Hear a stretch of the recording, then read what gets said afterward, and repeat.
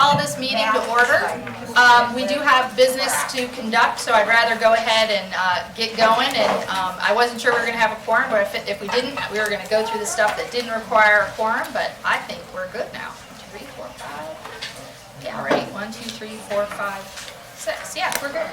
Okay. Well, we do have a quorum. So our first item is agenda review, and are there any questions or comments about the agenda? And if there are not, is there a motion?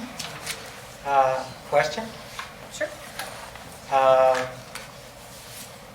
Well, are we going to, is this agenda going to allow space to address what's going on out front of the building? They'll be here. I imagine they're coming in for public comment, so I'm trying to get through the business. Okay. I have stuff too. That's fine. I want to So get through are the you business. now the chair? I am the chair. So how did that happen? Did we vote on it or? The vice chair became the chair, automatically? so we're going to nominate and select a new vice chair. So we'll get there, but beware, because I vote, I say yes on the agenda. I vote Brittany to be vice chair. okay, well, I think that'll be good. All right, so we have a motion on the floor to approve the agenda. Do we want to, Second. as presented? Okay. All those in favor, please say aye. Aye. And we have our minutes from the June 22nd meeting. And is there any question, comments, or a motion for approval?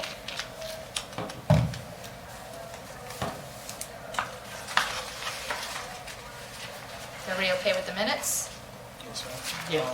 I'll put a motion on the floor. Okay, well, we have a motion for approval. Second, is there a second? Second. All right, second. Any discussion?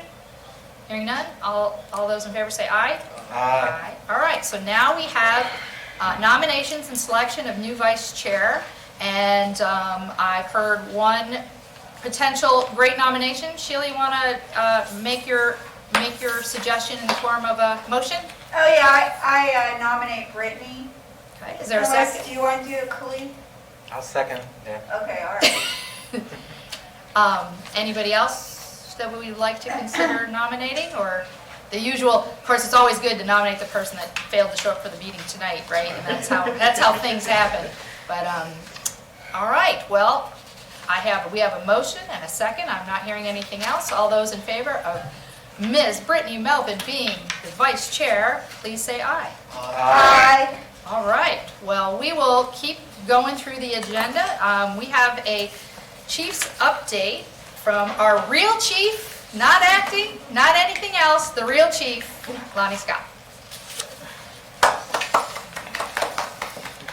Good afternoon, everyone. Good evening. It's my pleasure to go over the quick report for you and try to be timely with this for you. Before we get started, just to give you an overall overview, looking at the NIBRS report, crime overall is down 8.25% in the city of Gainesville. That was as of June 28th. As of July, that figure decreased even further. But as of June 28th, it was down by 8.25. Violent crime was down by 5.19. Violent crime decreased by 5.5%. So that's good news for us, and we're happy to report that. We'll get into the arrest records for the June of 2022. If you look at the first slide,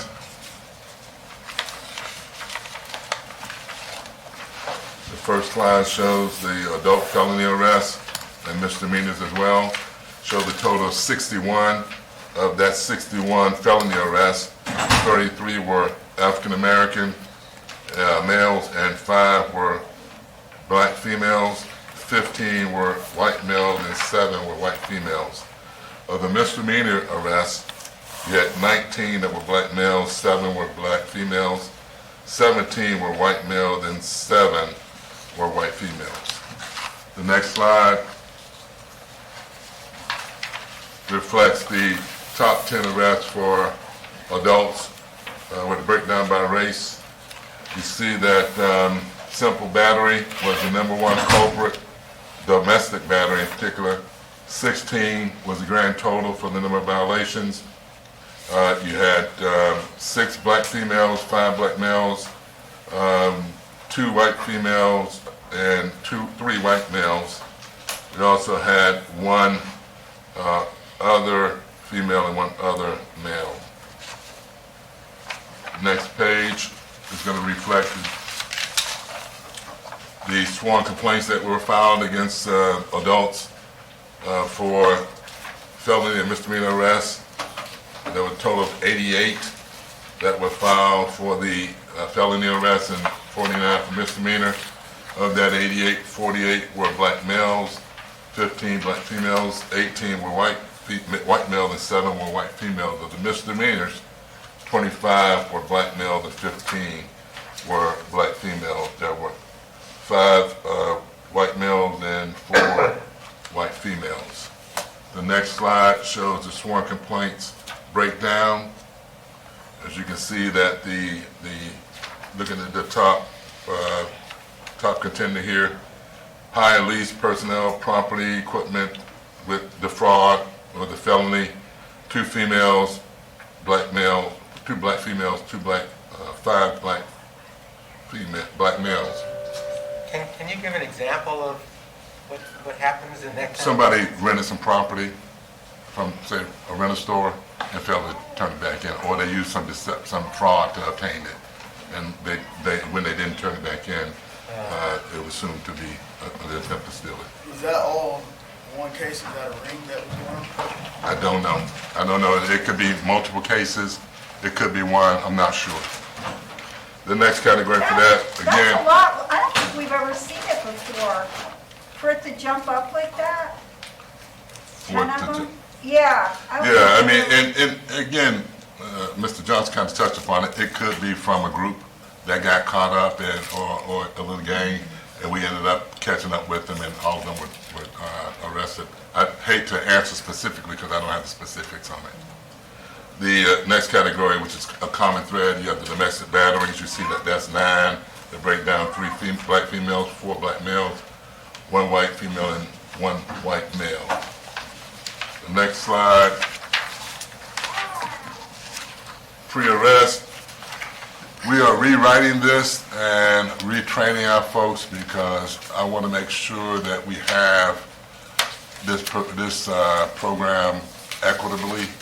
And so until we can get the revision to our folks and actually train everybody on it and make sure that I don't have someone walk up and come to me a meeting and tell me, hey, I talked to this person and they had no idea about it, which really helped us out because it had us check and make sure. And some of them hadn't had it, so we basically pulled it down until we can get this thing trained properly. And then once we get that done, we'll reinstitute and bring you the numbers. Notice to appear, we had a total of 3. That's 2 white females, 1 black male.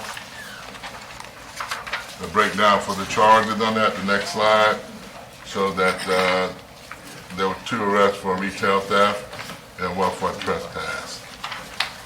Next slide deals with juvenile arrests.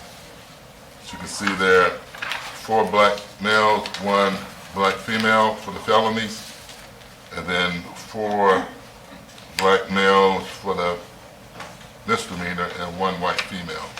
The breakdown on those charges: carry a concealed firearm with the top. There was 2 violations for that in the felony. Loitering and prowling, there were 2 violations for it. Sexual battery, offender under 18, that was 1, and the rest of them are 1. The next slide deals with sworn complaints, felony, misdemeanor. For juveniles, you see that there were 7 total felonies. That was 4 black males, 3 black females.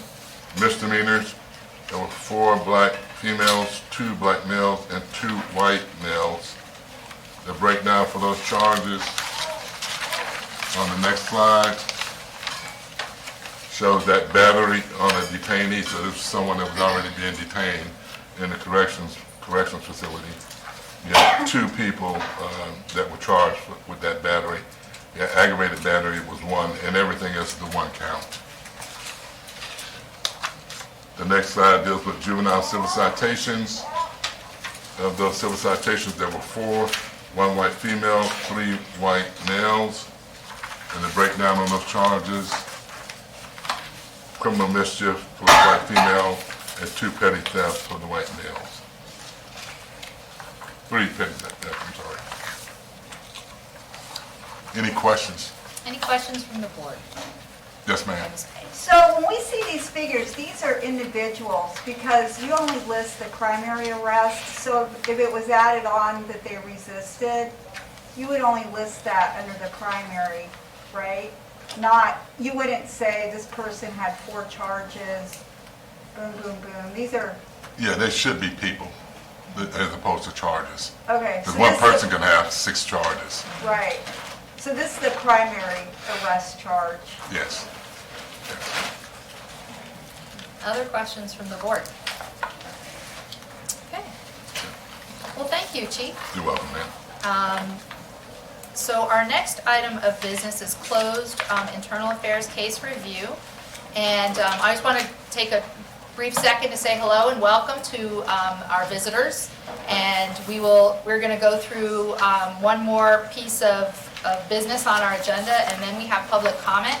And at that time, I will be delighted to hear from you. So one of the things we do is we review closed internal affairs cases that have gone totally through the process through internal affairs.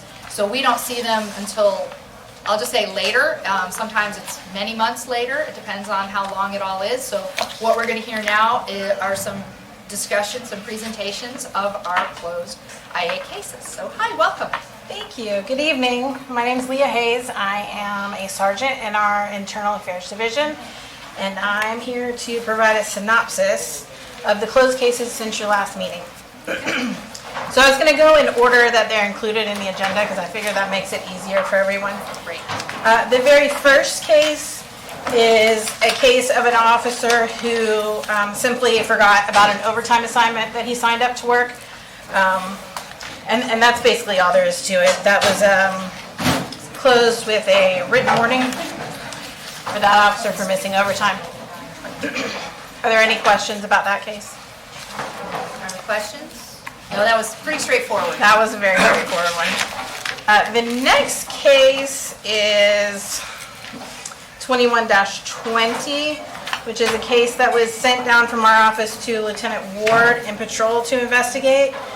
And it was about a traffic crash in which there were some serious injuries to a pedestrian. The case was investigated and citations were issued in the traffic crash. However, the father of the pedestrian who was injured wasn't satisfied with the investigation that the traffic crash received, and so he had filed a complaint on behalf of his son. And Lieutenant Ward went above and beyond in this investigation. He consulted with our traffic division to see if there was any more investigative tools that we could use to try and satisfy the complainant.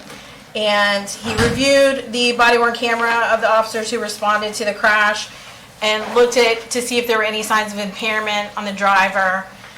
He also consulted with our state attorney's office and worked with our detectives division to subpoena the cell phone records of the driver because the complainant in the case had some concerns that maybe she was on her cell phone when the crash occurred. And so they received those records, and he was still determined that the cell phone usage wasn't a factor. I think there were 13 minutes of non-use prior to the crash. So he determined that that wasn't a factor in the crash and closed this case. Did you have a question? Sure, go ahead. I just want to know, what is a BWC? Her BWC was not accurate. Yeah, a body-worn camera. Thank you. Sure. Any other questions on that one? Any questions on this? Okay, seeing none. Moving on, the next case. This is a case in which 2 individuals were arrested on narcotics charges after a traffic stop. Essentially, though, it really wasn't a traffic stop. They parked their vehicle, left it running with the driver door open while they went into a store.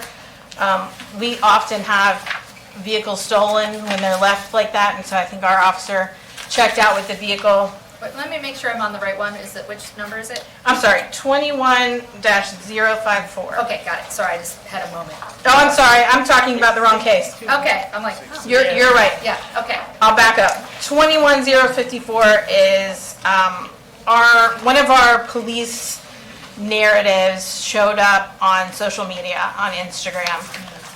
And we did an investigation to try and figure out if we had a leak or how that happened, and we were just unable to determine how that happened.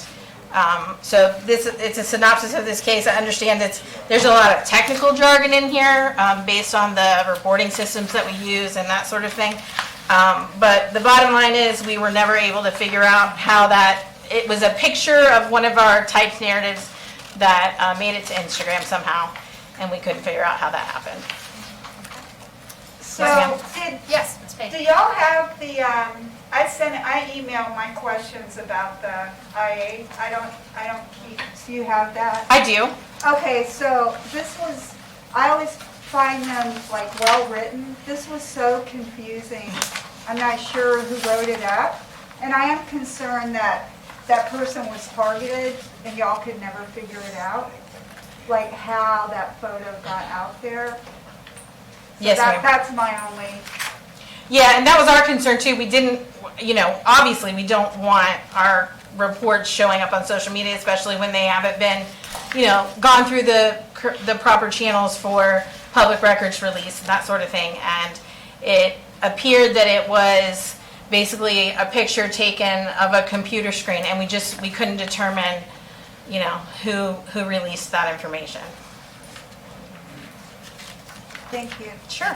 Yeah, that's, yeah, I don't know how. Sorry else- for the- I don't know how else you would have gotten to that, so. I know. There you go. Okay, now on to 21-062. This is the case I started talking about with the vehicle that was left running with the door open in front of a store. The officer made contact with one of the occupants as she came out of the store. She claimed that she was the driver of the vehicle. It turns out she wasn't. She was the passenger after they reviewed the surveillance video later and learned that another individual who was with her, he left the store and lied about being in the car prior to entering the store. He turned out to be the driver and had walked away from the scene, but once officers figured that out, they basically tracked him down and brought him back to the scene. When the officer was questioning the female, she admitted that there was possibly some marijuana in the vehicle, and the officer also smelled it. And based on that and the fact that she didn't have a marijuana card, they searched the vehicle, and inside the vehicle they found a bag that contained a gallon baggie that had a white powdery substance in it, that also had another baggie with a white powdery substance, a scale, and a credit card, which all of that together is highly indicative of narcotics. So the officers on scene were testing the suspected narcotics.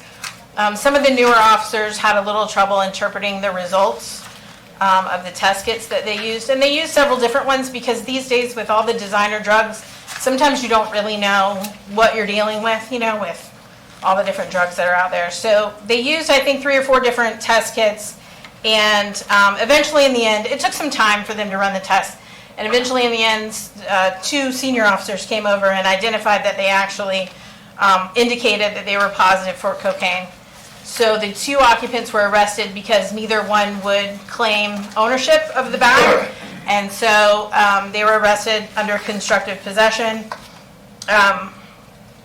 There was also some marijuana found in the car that wasn't charged but could have also been charged as constructive possession, and then the drug paraphernalia. Ultimately, I think it was 40-something days later, all of our narcotics, when we collect them, they get sent off by our forensics unit to a lab in Jacksonville to be formally tested to see what type of drug they are. And it came back that The white powder was not any drug at all. So the state attorney's office dropped the charges, and I think just prior to the charges being dropped, their defense attorney had filed a motion for their release because they had, 40 days in jail, and so that was granted, and they were released from jail. And those are the facts of that case. We have since recognized that some of the officers had a little bit of trouble interpreting the drug test kit results, so we identified that as an issue that we referred to our training and education department, and they have since gotten some resource and education materials from our vendor that provides us the drug test kits, and are in the process of making that available online so that officers, well, first of all, every officer will have to go through that training and test on it, and then after that, it will be a resource to them. They can look it up whenever and refer to that. Because what we found was when we issue drug kits, we buy a box of them. It comes with one instruction sheet and probably 40 drug kits. I'm just guessing. I don't know exactly how many are in a box. But the one instruction sheet just kind of gets passed around, and so officers may have them, they may not. Or the copies are made, but we kind of are relying on color. So we noticed that was an issue, and we're putting all that online now so that everyone has access to it. Does anybody have any questions on that? I emailed some in, Yes, ma'am. Okay. and then after you do that, I have a few more questions. Sure.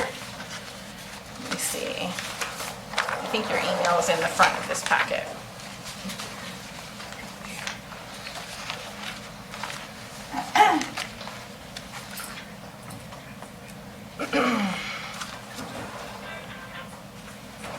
Okay.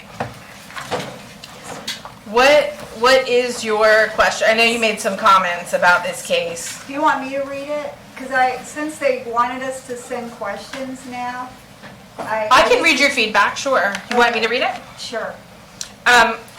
So Ms. Payne writes in an email in response to this case in particular, "This is a shame. Pons alleges she was falsely arrested, trafficking cocaine, possession of drug paraphernalia, released after 40 days. On December 6th, the state dismissed all charges due to the substance not being any type of drug. While incarcerated, she was nearly evicted, lost custody of her 6 children, her furniture, and personal belongings. Her life was ruined, and all of the writing below, the accounting of all the officers trying to make the baggie of substance drugs, appears to justify the arrest. I'm sorry, but 40 days in jail and loss of everything while officers who do not know how to use the tools they are given. This is kind of arrest that would not happen in my neighborhood. Drug area, suspicious behavior, lead took off. Yes, the police found things, but unless the system is able to work with more speed or come up with a test that is definitive, just guessing and hoping to be right should make everyone, including me, ashamed." Did you want me to respond to that?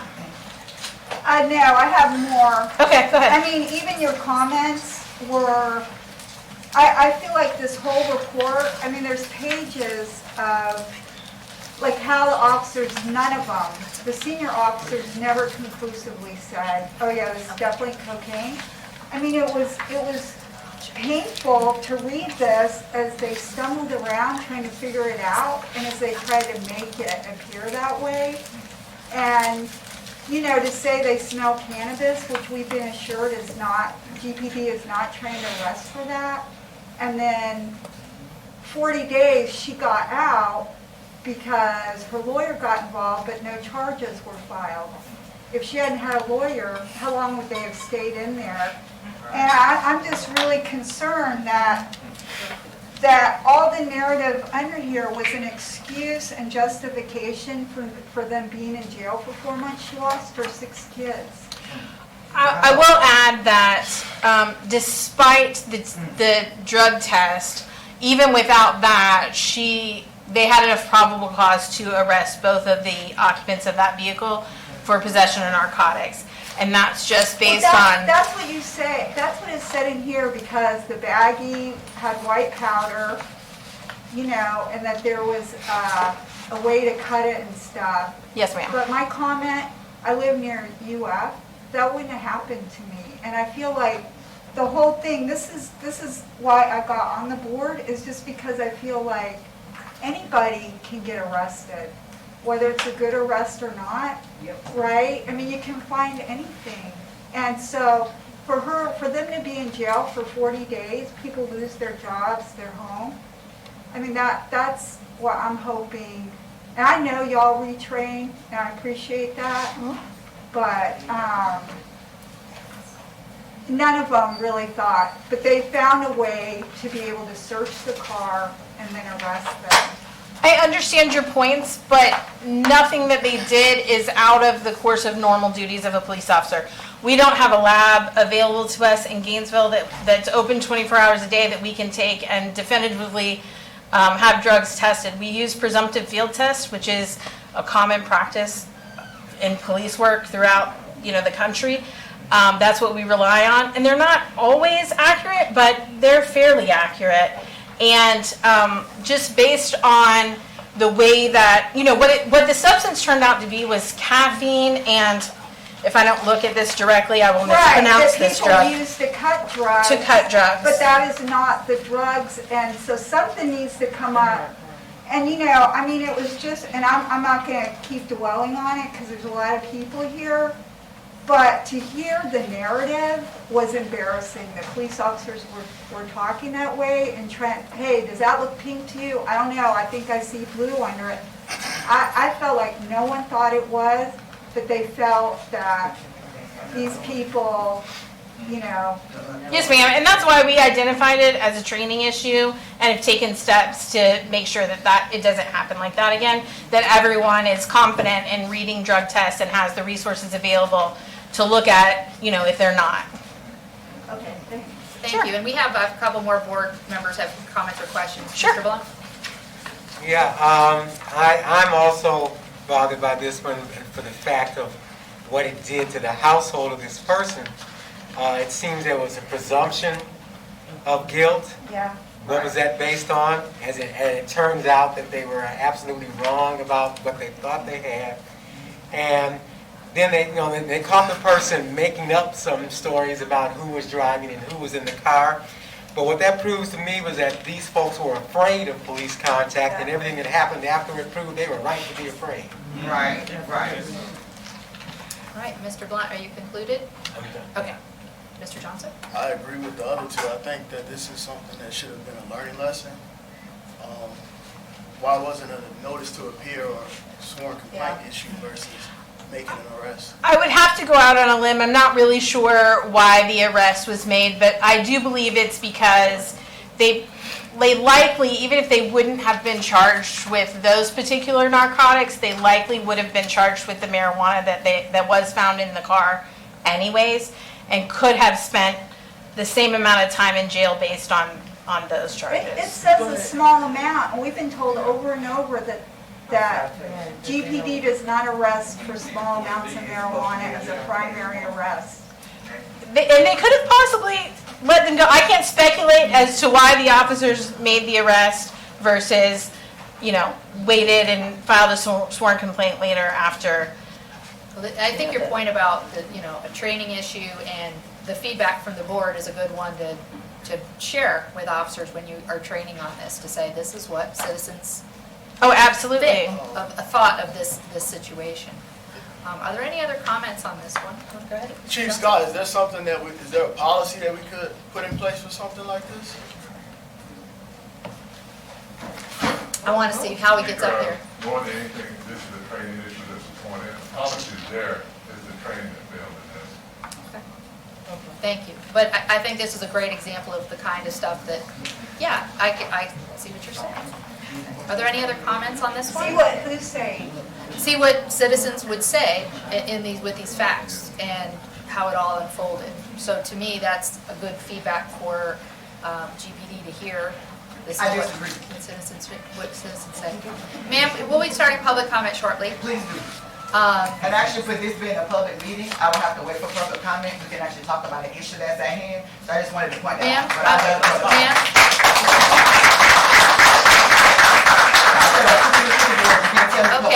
But keep going. okay, we'll keep going with the meeting and, all right, next one, please. The next case is 22-008. And this is a violation of our pursuit policy.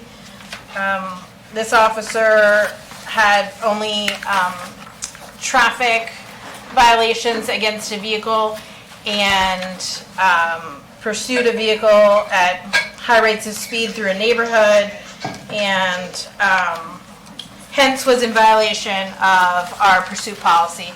And he received initially an employee notice on that, and it was changed to a written warning.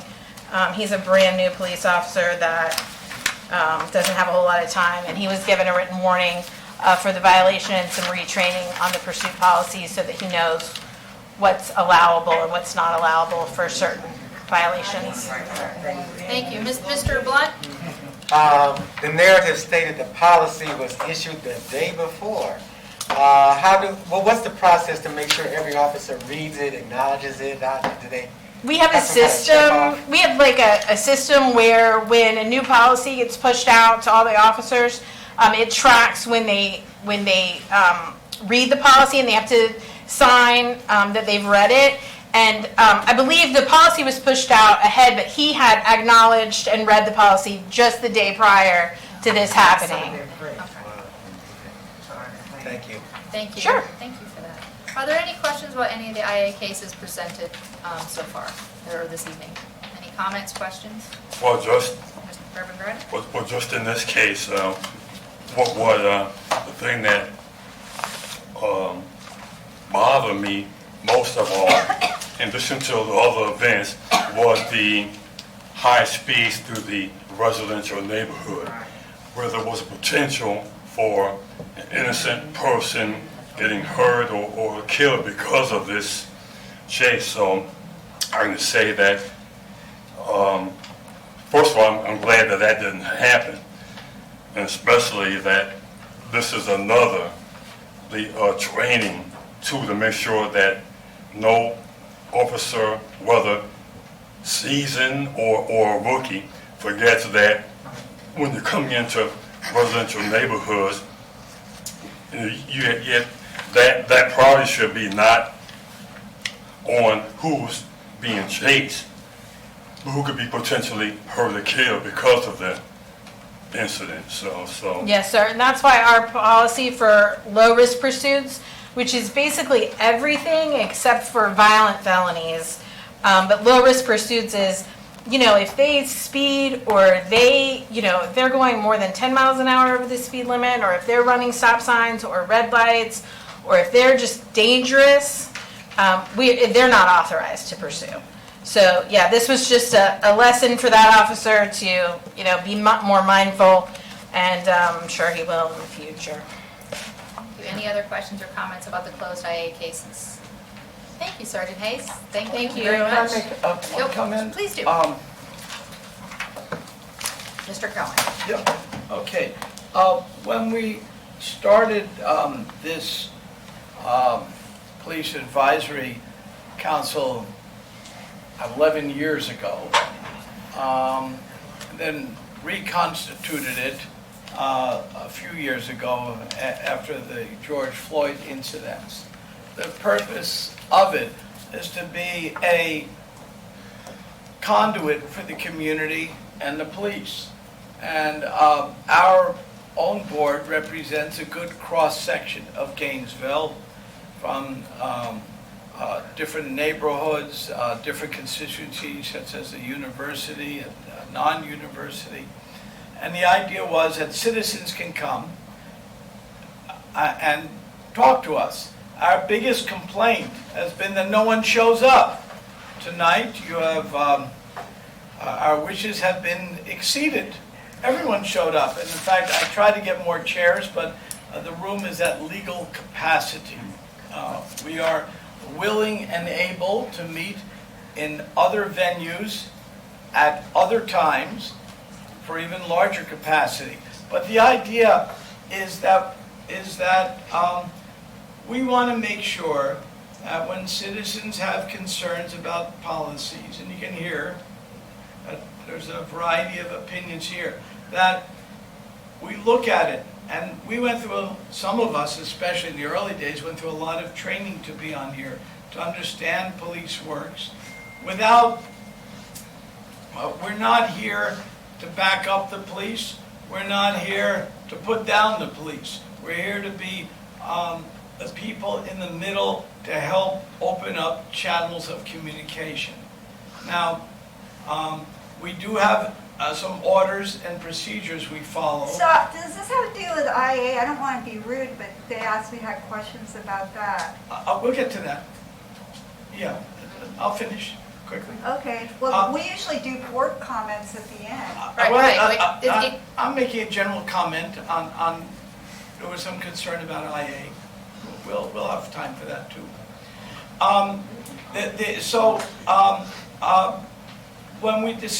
When we discuss internal affairs, we look at every single case. So the reason I'm bringing us up at this point is we'd like those of you who have a real interest in it to start coming to our meetings with some regularity. You will see and hear and be exposed to every single internal affairs report. I am sometimes shocked by how detailed the internal affairs reports are. Every complaint has 5, 10, 15 pages of study. They're detailed reports, they're on the web, they're public records. So I urge all of you who have come, my biggest complaint has been... As a point of order, I want us to keep the same energy. So the same way we have to wait and adhere to the agenda, he needs to wait and adhere to the agenda at the end for board comment. He's explaining the closed IA case review. And so one thing about it is, I can... Ma'am, I'm sorry, I'm the chair, and I'm going to ask you to please be quiet for a moment. Yeah, Mr. Cohen, please finish. I'm just commenting on what we do with IA cases. You want us to come down here on a regular basis, just make sure to keep the public on it. I know that's... We'll be glad to come down here. Police brutality brings people down here. You'll need to have a more... I think we can take a 5-minute recess. We can take a 5-minute Can we recess. just keep going? Nope, we're back to order. Our next item on our agenda is public comment. In order to figure out how we can make this work and get through all our items, I want to, would you mind raising your hand if you would like to speak tonight? So I can figure out. Okay, well, here's the deal. We get kicked out of this room at what time, Ms. Deborah? 7:30? Make sure you let us speak then. You don't want to This is a city building for a public meeting, it's just like a commission meeting. It goes as long as it has 2 to. minutes? Do you think we should do 2 Round of applause for everyone, 7:45. Welcome. Okay, so I think what we'd like to do is give, since there's so many of you, we're going to bring it down to 2 minutes, but that way we can make sure all of you, we can get through all of you in time. He's a member of the board, he can... That's right, you can't go outside, and it's a violation of law. You're violating Respect us. That's what the problem is. We have no respect. Okay, I'm gonna suggest, would somebody on would any of the board members, like to put a motion on the floor for the amount of time for each speaker? Please so do, that we can because then we're gonna business? file a sunshine law complaint for violation of state statute. So roll with it. Roll with it. I move for 3 minutes unless they... You wanna do 3? Okay, and do we have a hard stop at what, 8 o'clock? Hard stop at 8 o'clock. We will You start. don't have a hard stop, it's a public meeting. And that's by law, that's a matter of law. That's a matter of law. You're speaking to a person that you have all your board. Well, we're gonna get started. You can get 3 minutes. Nope, it's not about your First speaker. convenience. People Sir, lie. you want to come speak? Absolutely. Ma'am? All right. Please state your name. We all know my name. I am Shanae Jackson. And I also want to remind everybody. Hold on, my time countdown, so I It clock hasn't over. started. It hasn't started. Just like any other public meeting, we ask for no cheers, no jeers. You may have an opinion that somebody else disagrees with. We want to make sure everybody feels able to come and speak. And so that is the typical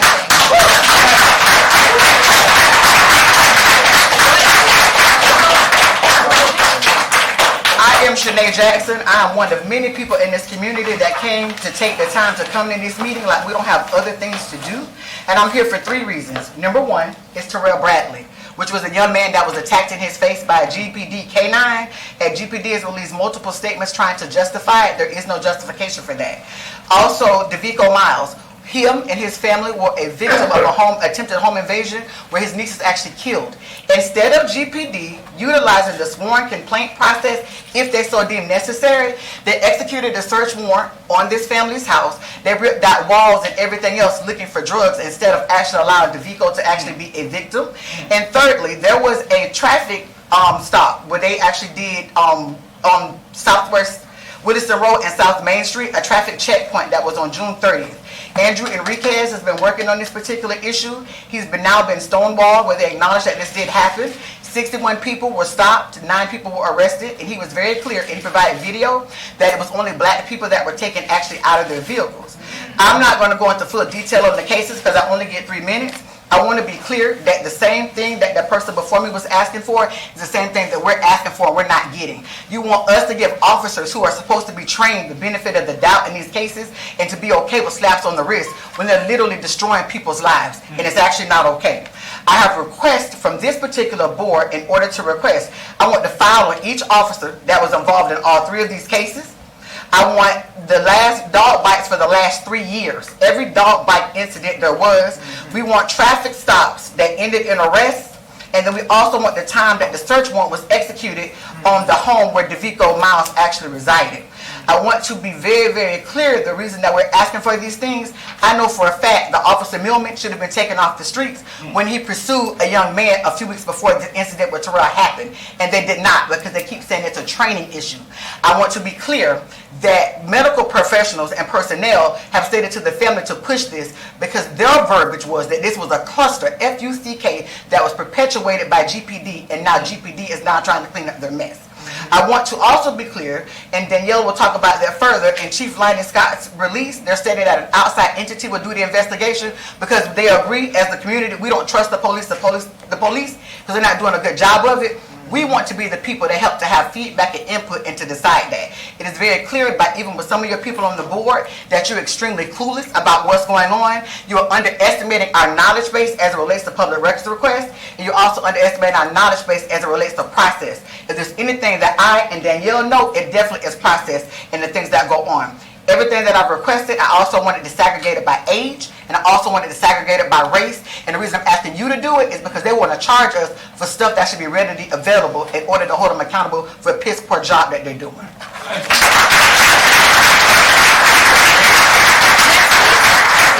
Really do try to let people finish.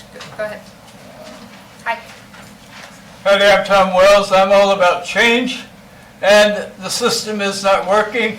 The system trains policemen, but the thing they take out of their training is that if they violate the rules, there's no impact upon them. Right. There's impact upon us. Yes. And it's always negative. Yes. And it is excessive. So when Heaven was taken to the city jail, they have an obligation under specific law to take her to the hospital because she said she was in labor. They decided it'd be inconvenient. Mm-hmm. So her baby died in the hospital. Right.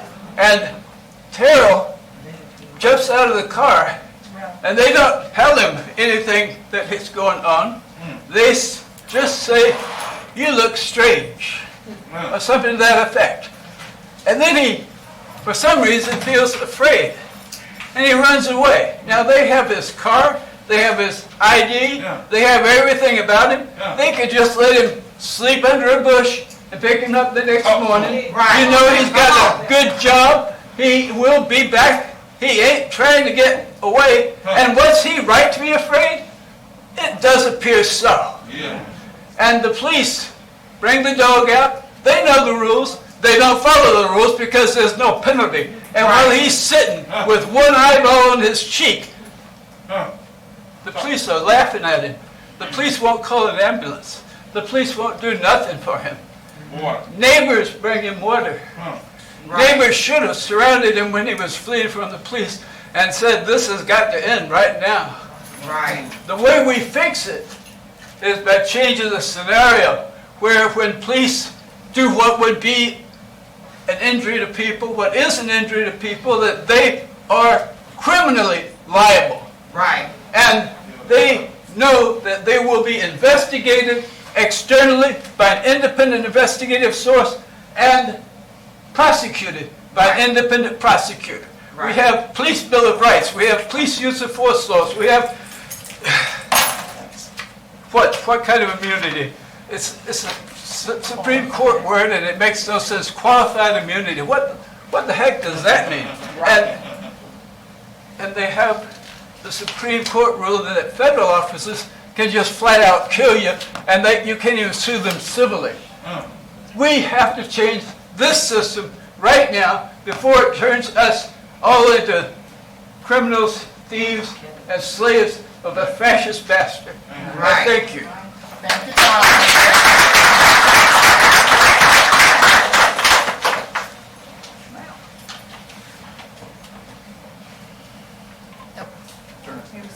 She's got it. Thank you. My name's Danielle Chances, and I'm a community organizer and activist. Tevin, Terrell, can I ask y'all to stand up real quick? I'm asking Tevin to stand up so that you all can see, for your own eyes, the damage that was done. This is Terrell's exposed eyeball, completely out of his eye. This is what a GPD K-9 did. Terrell's standing there with an eye patch on his eye because he does not have one anymore. And I want you all to really, truly see the damage that was done. I've been working close with, y'all can see it. If you want to stand, you can stand, but you don't have to. I wanted y'all to see that because we cannot accept this in our community. Terrell, any way you slice it, was racially profiled. He was coming out of Village and Forest Green, Sweetwater Square now, for allegedly running a stop sign. And thank you, there's no stop sign there, and the police want to put out a statement and say, oh, the officer didn't use the right verbiage. We call BS on that. He knew exactly what he was saying. He said it was a stop sign. At the end of the day, it was a pretextual stop because, for some reason, driving while black is seen as a crime in this community. We call BS on that. Terrell ran, and he had every right to run when that officer made him feel uncomfortable. Hashtag Philando Castile, say his name, followed every single command that an officer gave him and still ended up murdered in front of his girlfriend and child. So we don't blame Terrell for running when he felt unsafe. GPD violated their own K-9 policy when they deployed the K-9. GPD policy says that you are to give 2 loud verbal commands. Surrender yourself, we're going to release the dog. And not a single word was given when the K-9 was released and allowed to maul Terrell.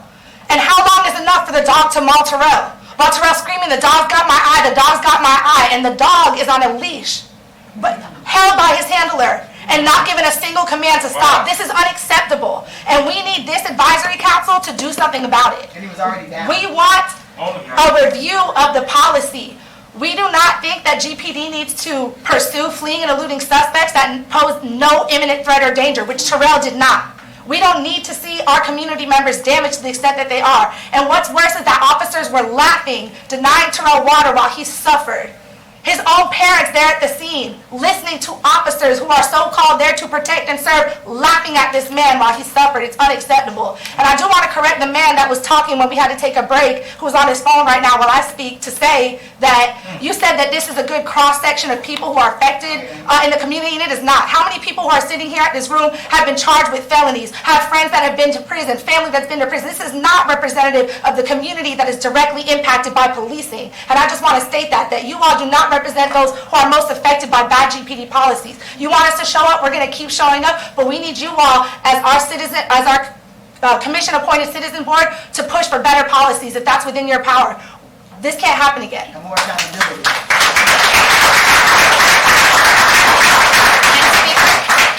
Next speaker.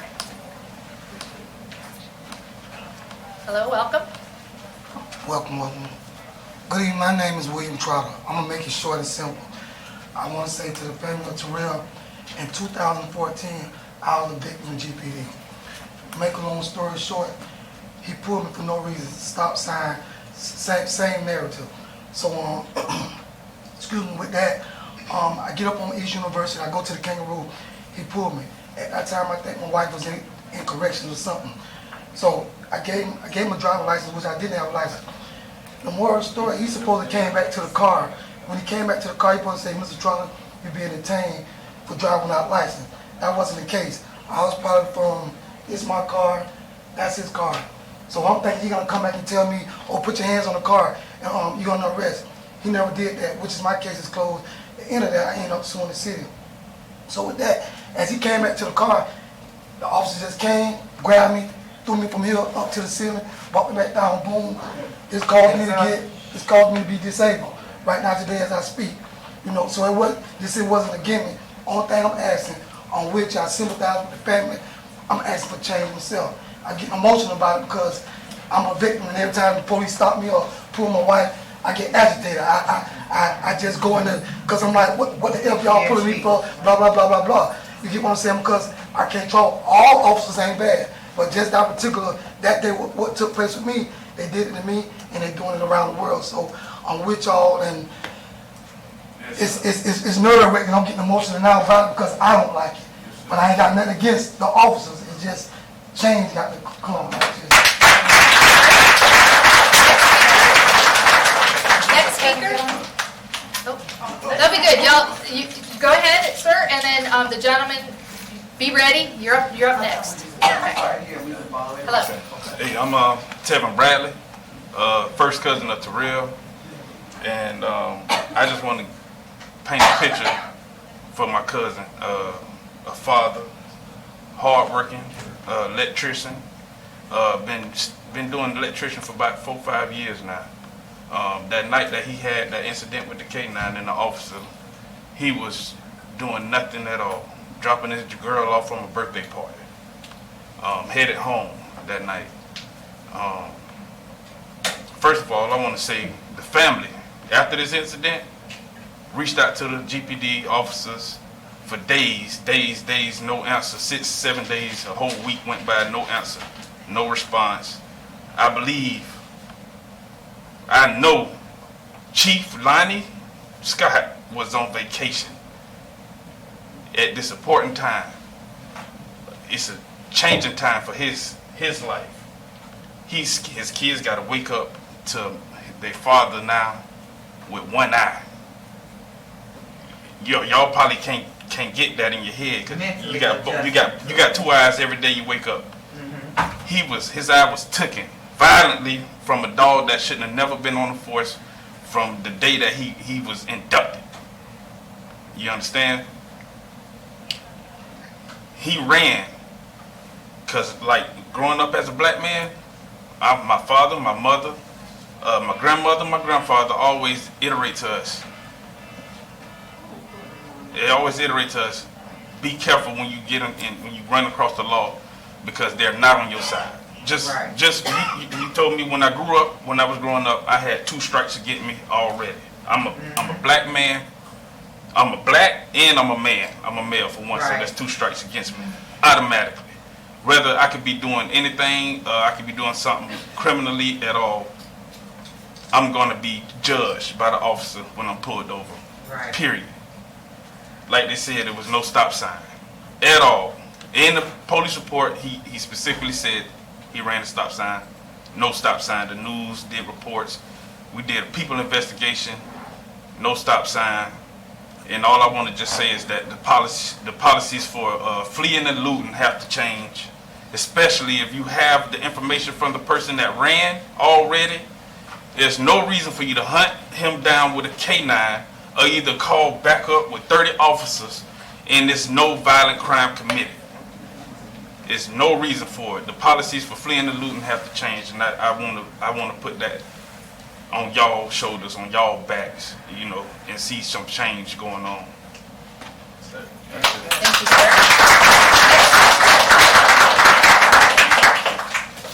My name is Bruce Williams. I'm retired now. I've been talked to any kind of way by GPD. They have not yet that they put their hands on me. But I've been talked to. Let me start over. I'm a retired corrections officer, and I felt like a sack of shit because the GPD officer could walk up to me and say anything he wanted to say to me.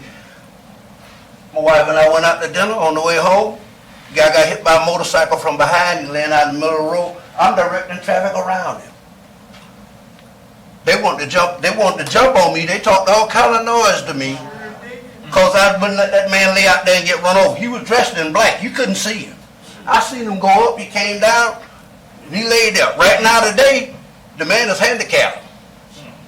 But GPD, they took care of it. You know, you can only take care of people for so long. Then you start taking care of everybody, and guess what? Your whole department becomes corrupt. I mean, you got to give me the benefit of the doubt. Y'all say y'all want to open the lines between the community, GPD. Well, I'm going to tell y'all one thing. One way y'all ain't going to do it is sitting at that table. This is my first time hearing about the advisory council. And I got a young lady that I would like to nominate to be on this council. Right there. My wife. I guarantee y'all will miss some sleep. Because she got some things to tell you about. You know, we send children to school. We try to do everything normally like we're supposed to do. I got a son in prison. Okay? They talked to him in the prison. They interrogated him in the prison. They set him down there and made him tell on himself. Okay, well, that's on, excuse me. Lord, excuse me. That's on him. Well, we gave him 10 years. Anyway, be out next year. When he get out next year, oh, y'all gonna feel the fire burning. Because he was always a good young man. And now he's a changed young man, living for God. And I say, y'all gonna feel the fire burning because he got work to do. He got a lot of work to do. Right here in Gainesville. We've all come out tonight because of what happened to this young man.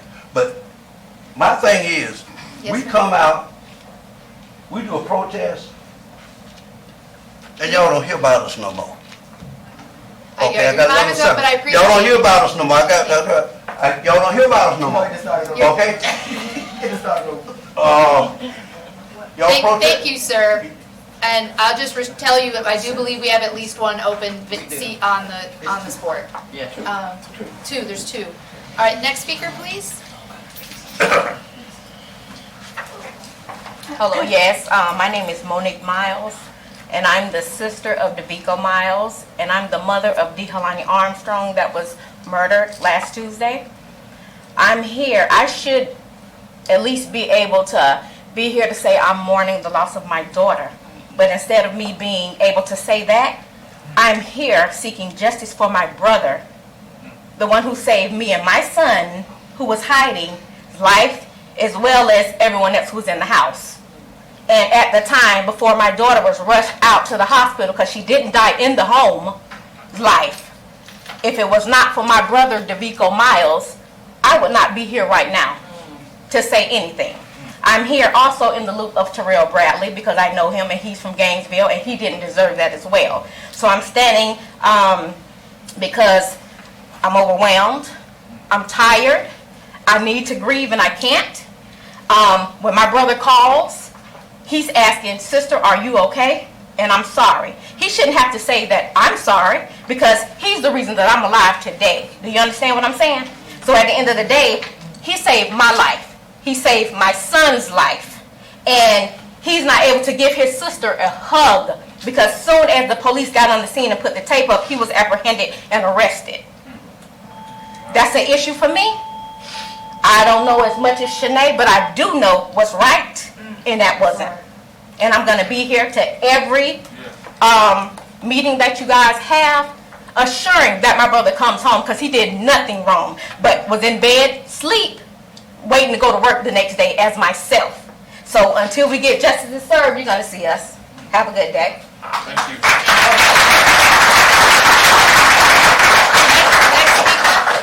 Next speaker.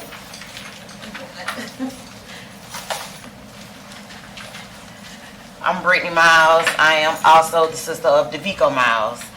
I'm here because of the simple fact my brother should be here with us, grieving along with us, not having to grieve alone in a jailhouse when he did nothing wrong but protect his family. Okay, he's a convicted felon, but what is he to do? He was supposed to let his family die?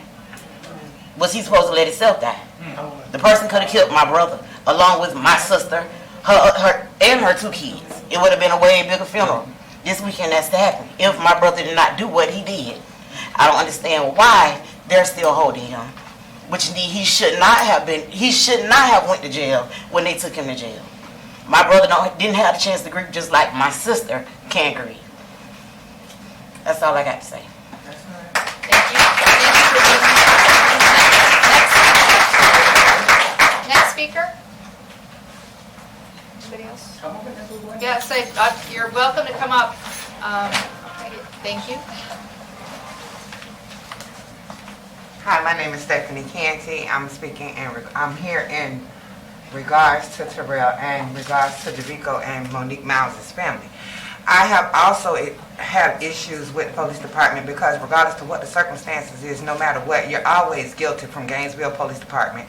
From the moment that they're called out and you're on the phone, you're guilty regardless to what the circumstances is, because just the other day I was threatened to be killed. Gainesville Police Department did nothing. My daughter was threatened to be jumped on. Gainesville Police Department did nothing. 9 months pregnant, young lady wants to come down and jump on her. Gainesville Police Department does nothing but write a report number, not a case number, but a report number. ASO, my baby girl's baby father, had his family to try to jump on my daughter in Majestic Oaks.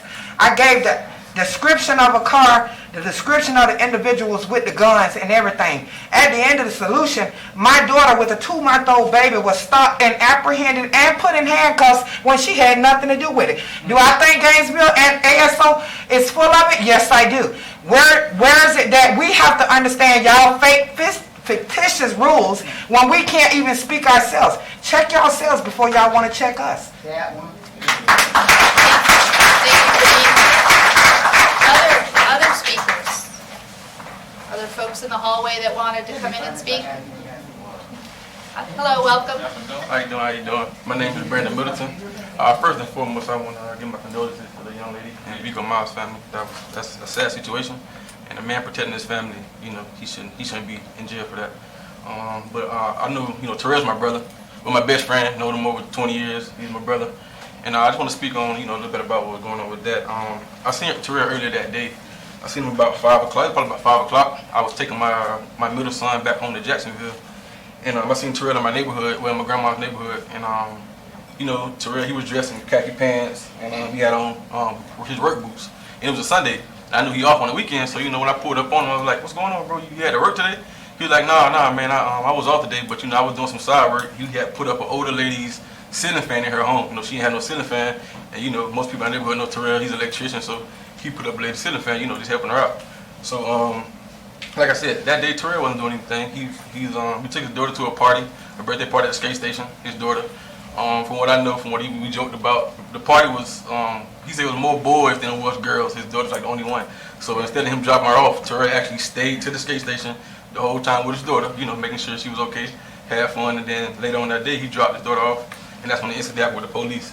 Now, I don't want to get too much into it, but as far as the whole thing with the dog, I feel like Gainesville Police Department, they need to, change their dog laws, because we want to know if Terrell was good. They said in the police report, they said Terrell was hidden for an hour, 45 minutes to an hour, and that's when they called the K9 unit. Like the GPD like the article said, it said they had Terrell's ID, they had his car, and the so-called gun, they had that in possession too. I remember back in 2014, I ran from the police on 20th Avenue, and I got away. I ran away. I was scared. I ran away. But they basically put out a civil suit. Basically said they had my car, they had my ID. I don't think that they called 30 cars. I don't think they called no GPD dogs. They had my car, had my ID. Towed my car. And the next day they came to my home. Was looking for me and left a note. Saying they want to talk to me. So I figured then that. If they can do that with me or anybody else, what makes Terrell's situation different?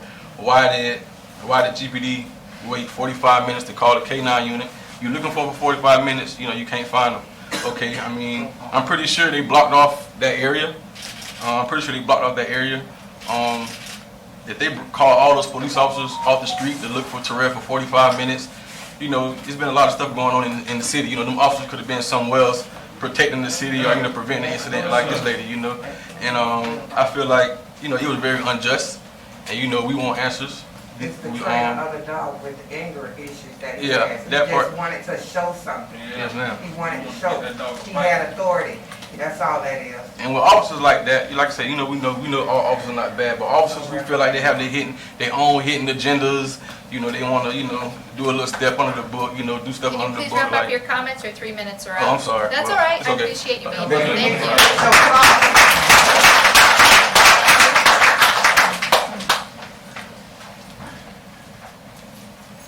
Hello, welcome. Thank you. My name is Michelle Criswell. I'm not too good with speaking in front of people, but as a mother, I feel your pain. I feel your mother's pain. Your baby was my niece's friend. You sit and you listen to us, but at the same time, you're looking down your nose on us. We get stereotyped because of the color of our skin. The police attacked this young man, but just a few days ago, another man put a police on high-speed chase. And they had their dog. The dog didn't attack that man, but that dog attacked this man. Mr. DeVico Miles is in jail because he's a convicted felon, because he defended his family. If it was your child, your child, your child, your child, your child, your child, anybody's child, whether you're a convicted felon or not, you have no right to defend your family. Do you know how a mother feels when they have to bury their child? Should no mother have to bury their child? Should no mother have to look at their child with one eye? No mother. Our Father. Our Father. But y'all stereotype us. Y'all say we're ignorant. But believe it or not, we got a little more sense than you. Thank you. Thank you.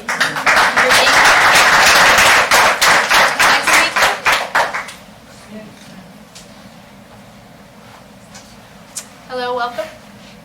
Thank you for having me.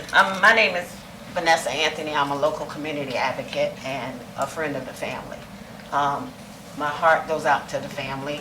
I'm here basically, I'm working currently on it's related to this where the convicted felon is not allowed to have a firearm. And again, I'll piggyback off of what the lady said. Had he not been able to get his hand on that firearm, this would have been a massacre. They went in with that intention to kill the whole whoever's, and that just breaks my heart. That could have been your family. Think about it. So I'm working on a petition currently to allow convicted felons to carry a firearm inside of his residential home, period. You can't take it to the club, you can't take it to auntie house, but inside your house, you have a right to bear arms to protect. Do you know how many families here, just in Gainesville, that lay down at night, that their husband can't help? You know how many women went and got firearms because their husband can't have them now? It's a lot of them. She may be scared to use, but her husband is right there. You're in your house. One place you ought to have peace, that's in your house. And he did what had to be done. We didn't have any guns in the house. And yeah, but it's not about, you know what I'm saying? They didn't have any guns. It's the firearm that was used. The point is that he saved the life of the rest of his family. Because he and they're looking at him like he's the bad guy. He's a hero, if you ask me. He's a hero to me. Because had he not went that way, oh my God, I'm a mom. So please, I know it starts at the Washington level with change the law. It starts here, but if it's Washington D.C., Tallahassee, I'm ready to go. I'm ready to go to see change, not just for here, but for all, not just state of Florida, just nationwide. Change needs to happen, and it needs to happen now. Thank you. Thank you. Thank you for being here. Next speaker. Everybody has something to say. All right, is there anybody else who wishes to speak? come up to this podium and give your name and say that you give support. Hello and welcome. Hello, my name is Vashiria Miles. I am the daughter of DeVico Miles. I am here in support of my father and also Terrell. My father, he is a hero. He should not be locked up for protecting our family. The GPD, when they're hitting agendas, as soon as they heard my dad's name off of what he used to do, they stereotyped him. They wanted to take him to jail. They was itching. And they held my daddy so long. Stereotype all Miles, baby. Even me. One day I got pulled over by a GPD officer, and you know what they said to me? They said, "Oh, I know your daddy. Do you have drugs in this car?" They wanted to search my car, and I told them, "No, they cannot search my car. You do not have probable cause to search my car." Just off of my dad's name. I don't know if I feel like they have a thing for me. Anybody related to my dad. And that's sad that I have to be scared to get pulled over. I don't want to get pulled over. I don't want my brothers to get pulled over. And even some of these officers in here got a thing for my brother off his name and however they feel about him. My dad should be home with us to grieve the loss of my cousin, his niece, in peace, not behind those walls in Alachua County.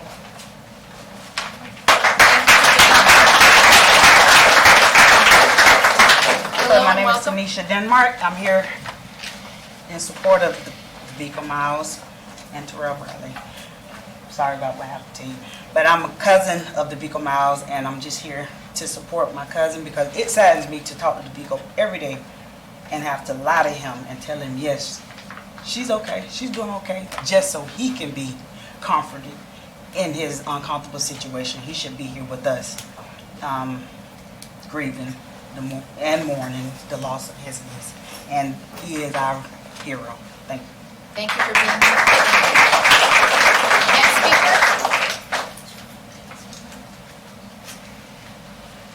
Hi, my name is Shawana Hall Williams. I'm a cousin also of DeVico Miles. I'm also a convicted felon, 22 years now. And the way life is going, I feel like we should be able to have firearms. It's a lot of robbery going on with the legits, it's carjacking, everything. So we do need to sympathize with us felons that have been good and clear. Since I've been home from prison, I have not had no kind of record, nothing. It should be some kind of way that I should be able to get my rights back to carry a firearm these days because it's dangerous out here. And what happened to him, DeVico, he shouldn't be locked up with everybody that I said. But I'm just saying, this man in his bed, laying down, somebody busting his door, what was he supposed to do? Tell me something. What you would have did? You, man, what you would have did? What you would have did? Yeah. Ma'am, this is your 3 minutes. And I'm asking on my 3 minutes, what the hell you would have did? If it was you. Don't be scared. If two people come in your house with a gun and you wrestle with one of them and one of them kill your daughter, what the hell you gonna do? You ain't gonna grab the gun and kill their ass back? Or you just gonna sit there? You can't answer that question, can you? That's what I thought. Y'all motherfuckers ain't for us.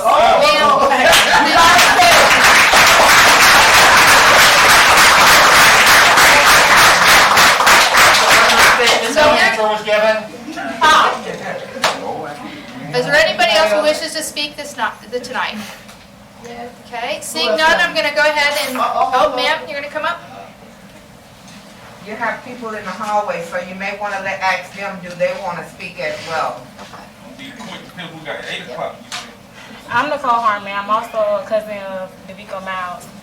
I know, as stated, he was a convicted felon, and like his order said, we always, well, I ain't gonna say always, GPD as well as other law enforcement keep looking at his past. But since he has been home, we're gonna paint a whole nother narrative and give y'all another picture, and not the criminal picture that y'all picture him. DeVico Miles is a family man. He has kids, he has grandkids, sisters and brothers, and he's very, very close with his family.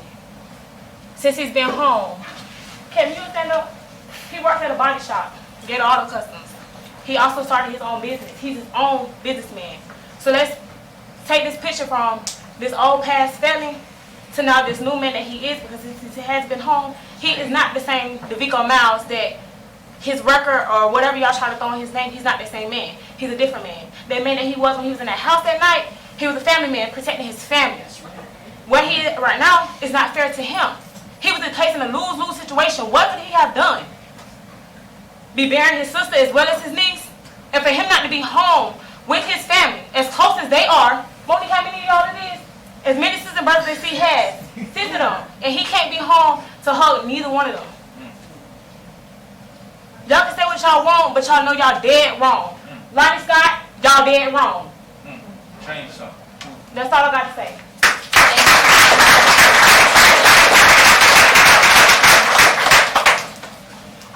My name is Christine Johnson, and I'm standing in support of Vico and Terrell. I knew them for a very long time, the Miles, and I'm just hearing about you. I'm standing here because I have a question. Instead of sitting here and sitting here and looking at these faces and saying your past matters now. Your past matters now. What are we going to do when we paid for our past? Right. And that's all I got to say. Yeah. Thank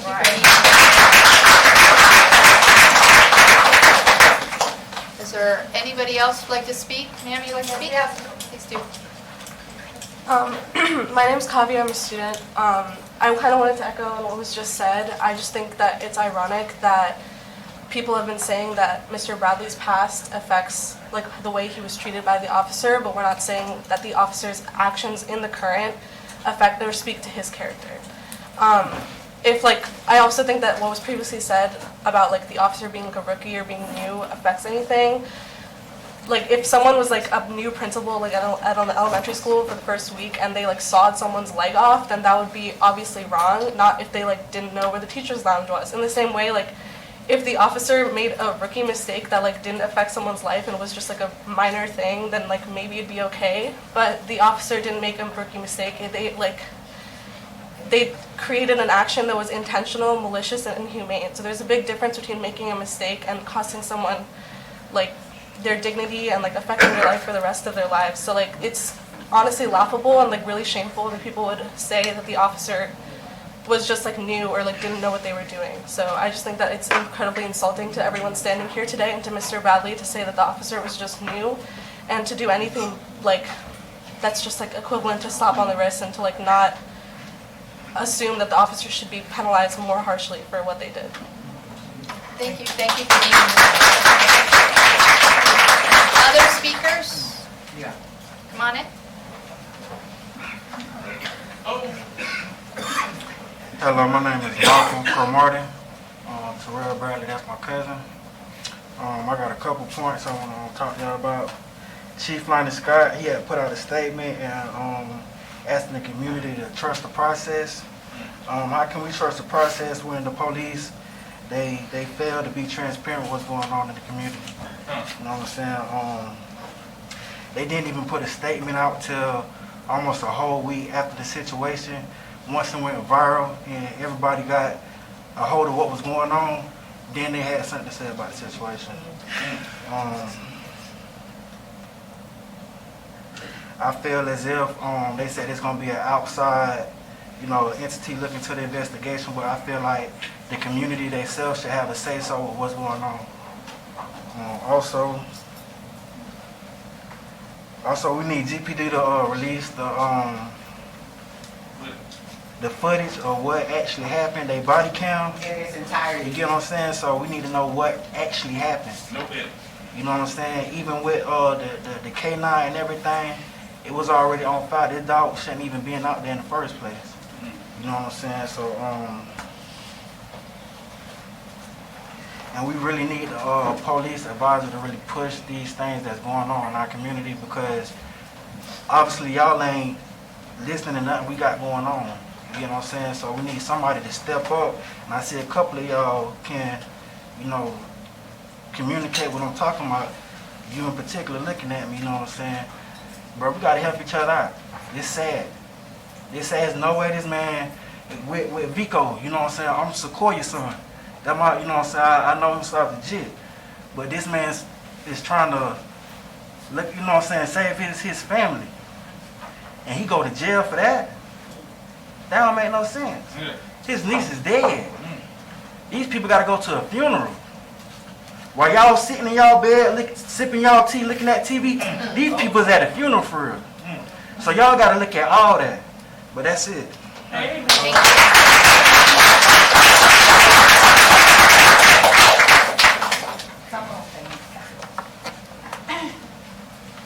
y'all doing? Hi, welcome. My name is Kanika Demps, and I'm DeVico's baby mother. And I'm a convicted felon. I'm scared for myself, my children, just for all us black people here.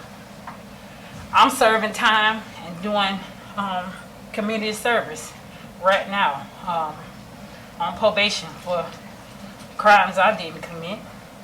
I want to say that I don't help GPD catch a murderer. They didn't applaud me at all. But as soon as they knew that Kanika Demps got a charge, they hauled my ass to jail. But they didn't care about me helping a white man kill his roommate. I helped GPD. Because the person used to call me and ask me for rides. But I don't want to help them catch him.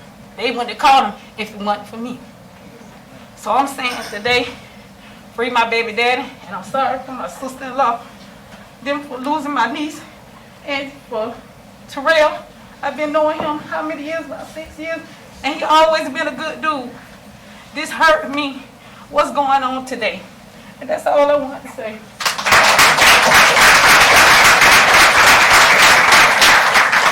Hello, welcome. Hello, my name is Tessa Walters. I've lived in Gainesville all my life. And I wanted to also ask that the K-9 who is deployed is retired permanently, that he does not come back on the force. And the officer who handled him is fired. But until that, because we know that y'all won't do that immediately, he's put on leave, preferably unpaid. That would be nice. I'd also just like to pose a question. This is rhetorical, though. Y'all don't have to answer. What is it when someone is in a great amount of pain, begging you for water, and you're laughing at them? What is that? I would call that inhumane. That's what I'd say. Unacceptable. Depraved, even. I just want y'all to think about that. Someone's begging for water, and you say, get back. They said that's what you get for running. They said that's what you get for running. That's despicable. And something needs to be done.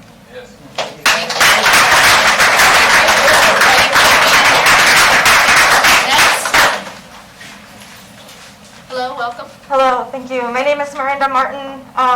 Y'all have already heard it best from the community tonight, but I just want to echo, the demands that have been made. Something needs to be done.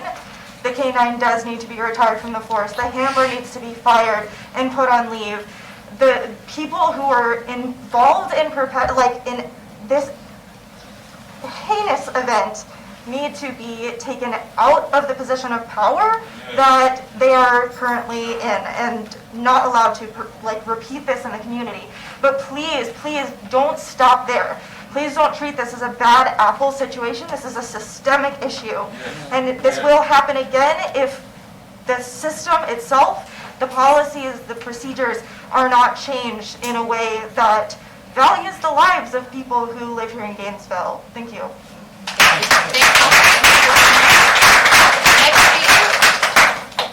Next speaker. Is there anybody? Oh, here comes someone. Great, thank you. Hello and welcome. Hello, my name is Nisi. I'm here with really for the family to that tragedy. As we be human brothers and sisters, I can look at my fellow civil rights. Yeah, speak up a little, please. As we been, I'm here with Patriel and the families, support them because this is one from me too. I'm black. As I am being from Brazil, international, I'm loving my brother and sister in all planets. God make us from one, equal. If we not understand, can we have a law for all and let them kill us one by one? What are we doing here? Being the black, use the strikes, as not being our brothers and sisters again, Latinos, black and white, everybody being afraid for the police. It's supposed for them be a law for help us, not take us to the jail, not kill us every day. We must have to look and working and stop that. They can be all together one day. It's only the poor people being paid the consequences, the class median, the co-workers. If we don't work together, please God, may God help us all here, show us the truth. We're the one lose our kids, our brothers and sisters. So we must have to change the system for not be afraid anymore. So I am support of my brothers and sisters, okay, with my loving and keep and pray for God, show us the light. This is the human being life to be together, not to the co-workers or poor people being sacrificed every day, every second. No one do nothing to us. No one do nothing. We have no love for us poor people. So we must have to work together and find a way. We are sisters in the whole planet. We suffer as a be poor, black, white, and Latinos. So please, now we must have to do that legacy. It's from God when put us together and fight for people who does not see us. Don't let that happen anymore. Either we go to every state, every country, tell them, together we can. Please.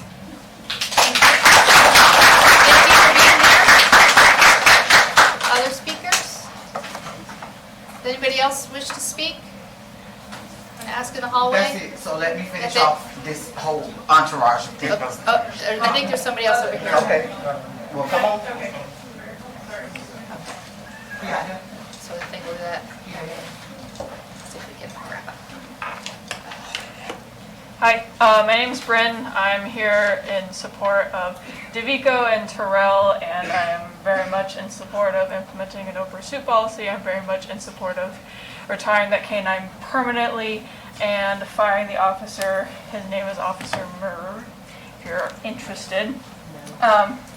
And honestly, canines are trained, hypothetically, right, to go for the arm or the leg or something like that. But that is not what happened. They went for his face. They tore his eye out. If you can't keep your dogs in line, you don't get to have a canine program. They chased him for an hour. They chased him for an entire hour. They had time to decide if this was worth their time or not. They had time to decide if this was the best use of their resources, and they chose that it was, that this was worth doing to them. Which I think we all can agree is a bad decision. There's lots of other things happening in Gainesville. There's lots of other things going on that they could have better spent their time for, but they chose to harass and assault a nonviolent man on his way home from his child's birthday party. The city of Chicago implemented a no chase policy, no foot chase policy, and the city of Chicago has a lot more going on than Gainesville does. So I absolutely know that we can do that here and that we can have better justice for what's happened to DeVico and Terrell here. That's it. Thank you. Thank you. I wanted to offer a motion that as this is a cohesive group that has come together, that we let their principal spokesperson return for a summation. That's a motion. All right. Yeah. Okay. Well, yeah, they'll be happy. Mr. Jackson, you want to come back and conclude? So I wanted to make sure that we clarified how we all ended up in this particular space and what we need to do to get to the next space. We ended up in this space because we represent a community of people that don't feel safe. And it's not that we don't feel safe because we don't feel safe from each other. Half of us don't even know each other. We don't feel safe by the manner in which GPD does their policing. And we've seen it in multitudes of ways. So to be clear, with Terrell, the reason that the dog was able to get his face is because he was already down. And that's the only way that the dog was able to reach that. And I want to point that out. With DeVico, I've been the person along many people. We went back into that house, we could see where the bullet holes were, where they kicked in doors and immediately started firing guns. GPD's response to that was to execute a search warrant looking for drugs. The only things that they found were things that with Monique, with her business, can show those particular medications. They're not talking about that. They're not talking about that we have a sworn complaint process, which absolutely be better. So even with the woman's life that they destroyed for sitting in there 40 days, people sit in jail on 40-day motions all the time and get out. So even to make the life easier for Brian and his team, it would make sense to start to employ that more. We understand the value of the sworn complaint because when people are arrested on charges, they're not even charged with them. And what happens is a lot of time, because of faulty police work, those things actually get thrown out. By that time, people have lost their jobs, they've lost their homes, they've lost their means in order to survive. In addition to that, Vico's case highlights how much GPD does not look at us as humans and as people. How is it that a child died in that home and the most important and imperative thing for them was to find a reason to arrest Vico? This is the point. He's on an ankle monitor because he's due to be off of federal probation. He wasn't going anywhere. So even if you thought that there was a basis in a grounds, why not issue the sworn complaint to treat him as a human, to be able to mourn with the family and then sort the case out on the other side? I want to point this out because as it pertains to our criminal justice system, it's a huge detriment to us. One of the reasons that we're having the amount of violence in our communities is because we don't trust law enforcement to protect us, so we're doing it ourselves. Gun buybacks are stupid. If we're already in the middle of a war, why would I give up my gun? I don't care if I obtained it illegally. I'm stating this to you all in this particular board because it's something that does not work, because you've not engaged the community. We made sure that everybody spoke to inconvenience you, because to you all, that's all it is. To us, this is the life that we're actually living. You all are unaware of this, so you might be. Keon Young, who sat on this board, he just stopped showing up because he got tired. That's my son. He got tired of showing up and pointing out common sense stuff to you all because you all are so separated. There was a community policing model that Chief Jones tried to tout. I was one of the people pivotal behind that. What happens with all of these in this room is they like to get things to say, oh, look at what I did, but nobody's looking at outcomes, nobody's looking at metrics, and nobody's being real about the accountability that's needed, and nobody's actually asking for the standard operating procedures. So to you, because I'm running out of time, when we talk about process, there are people in this room that understand the process. There are people in this room that understand how to actually get true systemic change. And we're not getting that. And I'm glad that Harvey Ward is in this space because he is running for mayor and on our current commission. And I've been very disappointed that our current commission has been so very quiet when we're having hundreds of shootings every single month. And it's our kids that are dying. So I'm holding them, Brian, Derry, Lonnie, and yes, we're on first name basis because y'all work for us, accountable for being better in order to protect our communities, in order to heal our communities, because a healthy environment and a healthy community is how you make a community safe. Yes, ma'am. Thank you. Thank you for being here, and I would like to have something to say. yeah, I was going to say. Board comments, please. Yes, I'm getting there. Hold on 1 second. Okay. All right, so Ms. Fox, I'll have you go first, then Ms. Payne. So I was very hesitant to make a public comment, but I think I'd like to go ahead and make one, even though everyone's pretending I'm invisible and refusing to acknowledge me. The first thing I'm sorry, sir. I thought we had finished up public comment, but I'm happy to let you The speak. first thing I'd like to state is that the fact that you put a time limit on public comment is a detriment, and it causes many people to not make a comment. Anybody who has a neurodiversity or any other kind of a diversity that is not acknowledged and recognized by the people who don't understand types of diversity does not realize or have the capacity that they have put a filter or a qualifier and a disqualifier on many people who might even be in this room. And I, as a citizen, know people in this room. That you guys apparently aren't as involved in the community as me and don't realize that you have caused people to not speak who have come down here today. And I know that for fact. And I tap on the desk, like the people who I don't like did. The next topic, because I'm going to go through topics now. I'm wearing an old, worn-out T-shirt from the Felon Restoration Campaign. Back when I met Desmond Meade, I talked with him about how when I went out petitioning for the felon restoration of voting rights, many white men said, I don't want to support this unless I get my guns back. I don't want to support this if you're not going to let my grandfather's gun go to my grandson. You're taking away something from my grandson. You're not punishing me, you're punishing generations. The police don't even offer a policy where you can surrender the arms and get them back generationally. You could at least do that. Did grandson really commit the crime? Moving on. Dogs. I grew up with lots of dogs. I know a lot about dogs. I think I know more about dogs than every police officer combined.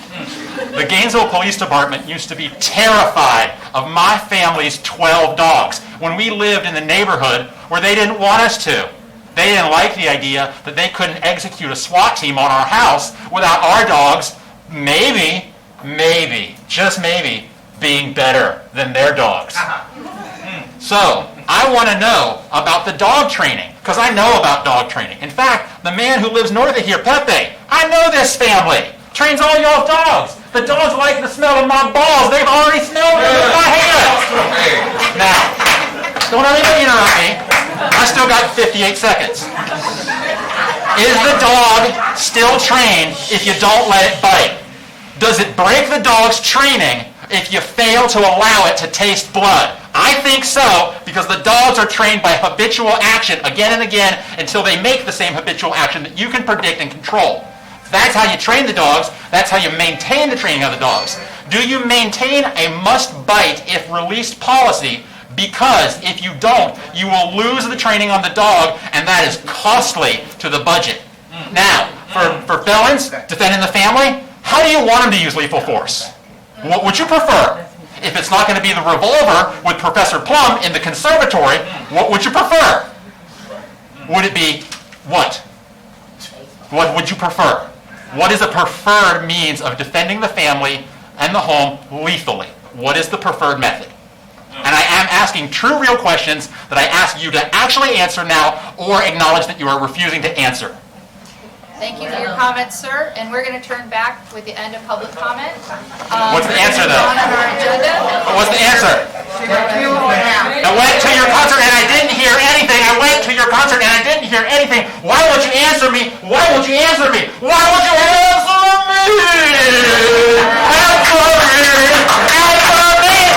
Answer me! Why won't you talk to me? Oh, baby, why won't you love me? Answer me! I'm sorry, I'm singing the teacher. All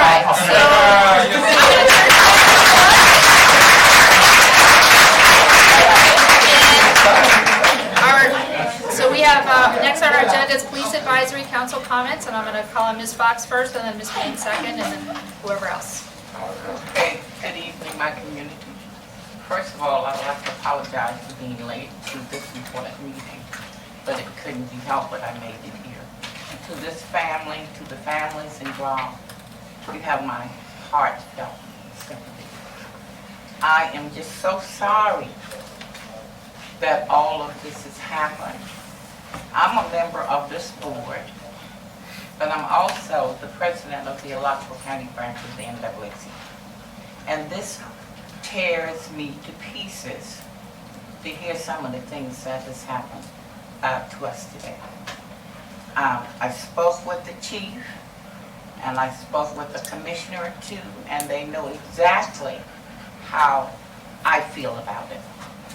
My first question, and I hope you don't mind, Chief Scott, me repeating the question I asked you. My first question to the chief was this man black or white, the officer? And when he told me that, I said, oh my God. And my second question was, is he on administrative leave? Those were the two questions I asked, because that was important to me. I don't know the young lady that was killed, but I do know his grandparents very well, the Armstrongs, because my mother-in-law and those live in Portis. I have some serious concerns after hearing your side of the story. And I think that's what we need to listen to today. And Chief, is who you need to listen to. I know that you are supposed to protect your officers. And I appreciate policemen. But we do know that all of them are not good. We have one bad apple spoils the whole bunch. So we have to do something about what happened. We can't bring the young Miss Miles back. We can't bring her back. But I do think that if the law prevails, her brother needs to come out of jail. I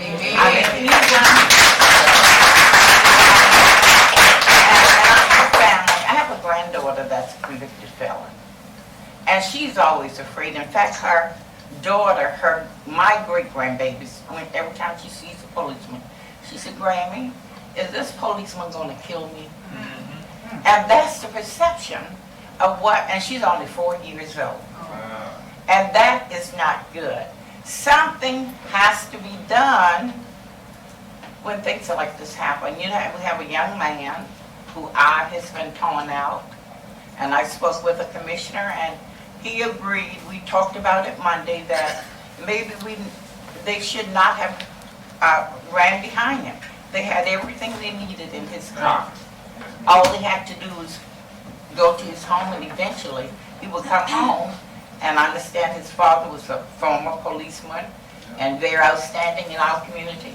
I don't think it should have, even if it wasn't you, I think it should have, any person that stopped and runs, don't stick the dogs on.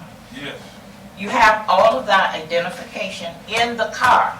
There was no reason why this man's eye should have been torn out. I mean, it's just sad what I saw on Facebook. And for the baby who got killed, and then you all going to take her brother, uncle to jail for protecting this family. That's just, you are going to, self-preservation is the law of the land. He was just protecting his very own. So, Chief, I need you to come up here and talk to some of these people. Yes, sir. We need to hear from you. You were just sworn in. Okay, we need you to come up, Chief, and talk to these people. Okay, what? And then we have we have a commissioner in this room, Harvey Ward. I need you to come up and address these people. They elected you, you're representing them. You need to go So let the chief I'm speaking first, Evelyn. I typed it up. I also have comments. Okay, you'll get your chance. No, before Chief. No, the chief is Scott. first. No, before Chief Scott speaks. That's right. So Chief Scott, I'm going to speak first because it's board comments, and I did take the time, and I also. Okay, go ahead, Ms. Payne, and then. So I'm sorry, Mr. Bradley, also about what happened to you. It just breaks my heart. I wrote my comments up, typed it up so that I wouldn't just be too emotional. So as a board member, I'm particularly concerned about having, y'all have already said this, about having attack dogs on the force, and the standard training is that the dog goes for the legs or arms. I really hate that GPD goes to community and children's events to show off the dogs attacking their quilted arms. As everyone knows, there's a long history of enslaved peoples being hunted with dogs. I also get angry that GPD can withhold information about all the cases until the internal investigation is done, yet they can send out press releases with damaging information about someone who got their eye face mauled by an attack dog. They shape the narrative so that the community thinks, oh, felon, gun, running from police, etc. His life is put on display for all while they stay mute about what actually happened. As the judge said when allowing Mr. Bradley to be released on bail, that the dog incident was not actually fully reported in the police report. So a horrific incident that happens is only found out by activists. But GPD immediately puts out a press release about their great work on the home invasion case the very next day after the Sun started reporting on the Bradley case. The narrative becomes, and this is what I've heard from people, good thing GPD is there to protect us from such dangerous people. And I also am wondering why the traffic stop, why he was pursued. Again, what people said, you had his car, you have the ID. So I also am advocating that the police officer be put on leave. The dog was on the leash. He should have answered the commands. The dogs are supposed to be trained to go for the legs and arms. I'm also disturbed about Mr. Miles' case. When I read it in the newspaper, I brought all the clippings, that he was arrested. I know what the law is, but I know that they go in and look for stuff. Also, I want to say again there is 2 openings on this board. We need more people that are representing the community. And 2 people here I keep sending the notices to. One of them did apply, but many of the city commissioners did not vote for her to be on the board. So I hope you're applying again, Danny. But yeah, y'all are welcome to apply if you need. Oh, I'm back. I'm applying as well. Okay. Okay, all right. Okay, thank Okay, you. you concluded, Ms. Payne? Yeah. Thank you, Chief. Chief, you want to make a brief remarks? Yes. What I want to say is that I can't comment specifically on anything that's been brought up because both of these incidents are being under investigation. When it's concluded, I will be more than happy to sit down and have a discussion and review the incident with anybody. But I cannot make comments on it, or I can't express my opinion about it. I can't do anything prior to the conclusion of these investigations. Regretfully, we had one of our neighbors that's seriously hurt and lost an eye. That shouldn't happen to anybody. I think every GPD officer, any law enforcement officer, any human would say that's a regretful incident. Not the one that left. I'm telling you now that from my perspective, and we will review every minute of video. And if we find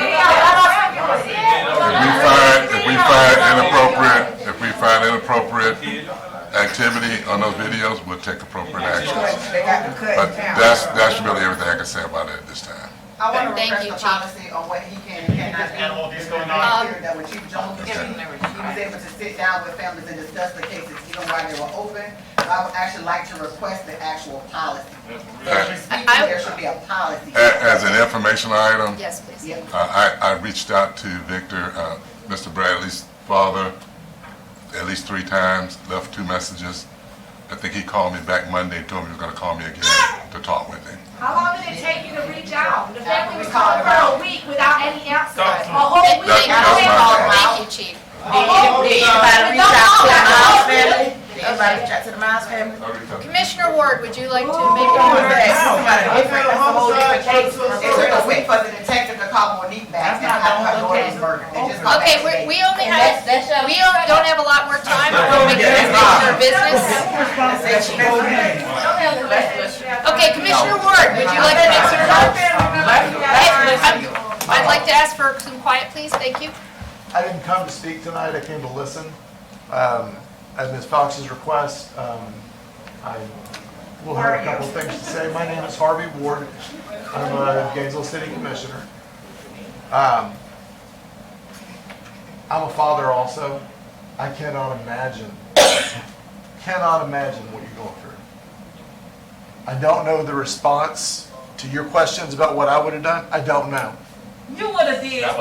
That was her. You would have just stopped there. You know what you would have did. Stop lying to us, man. We ain't never play with. You might want to sit down, bro. Don't sit down. Okay, please be respectful to our speaker, just like we do listen to you. You'll look better if you keep it lying.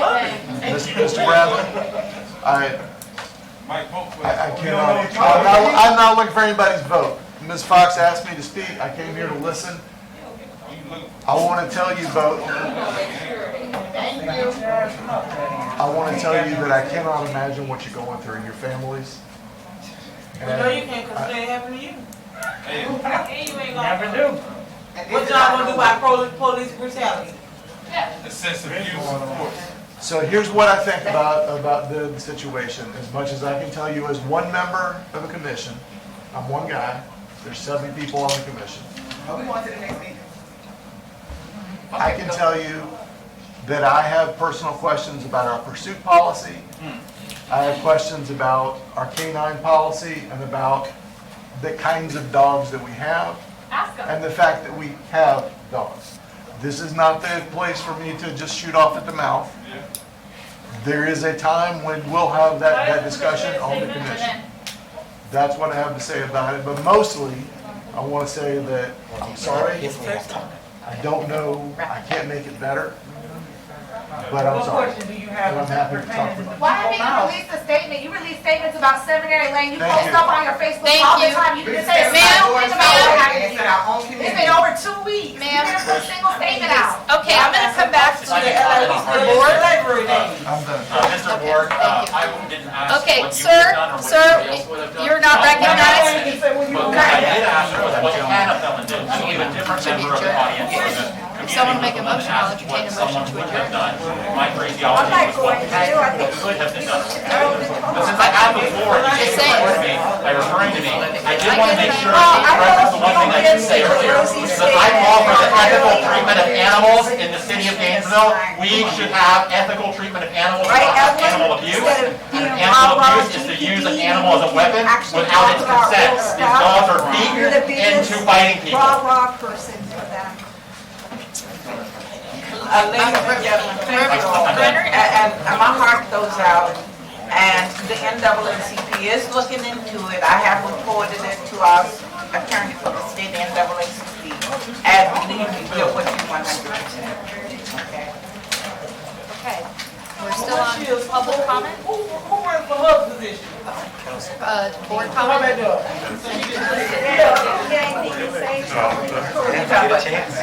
think he wants to talk. Reverend Grant first and then him, but we need to be able to hear. Okay, go ahead. Hold on. Let's finish up, because we're gonna chant our way out of here. They gonna know Let's we're just say, be more minutes. Hold on. Who say no justice, no peace? Whatever you wanna say. I got it. Okay. Shit down. So, Yeah.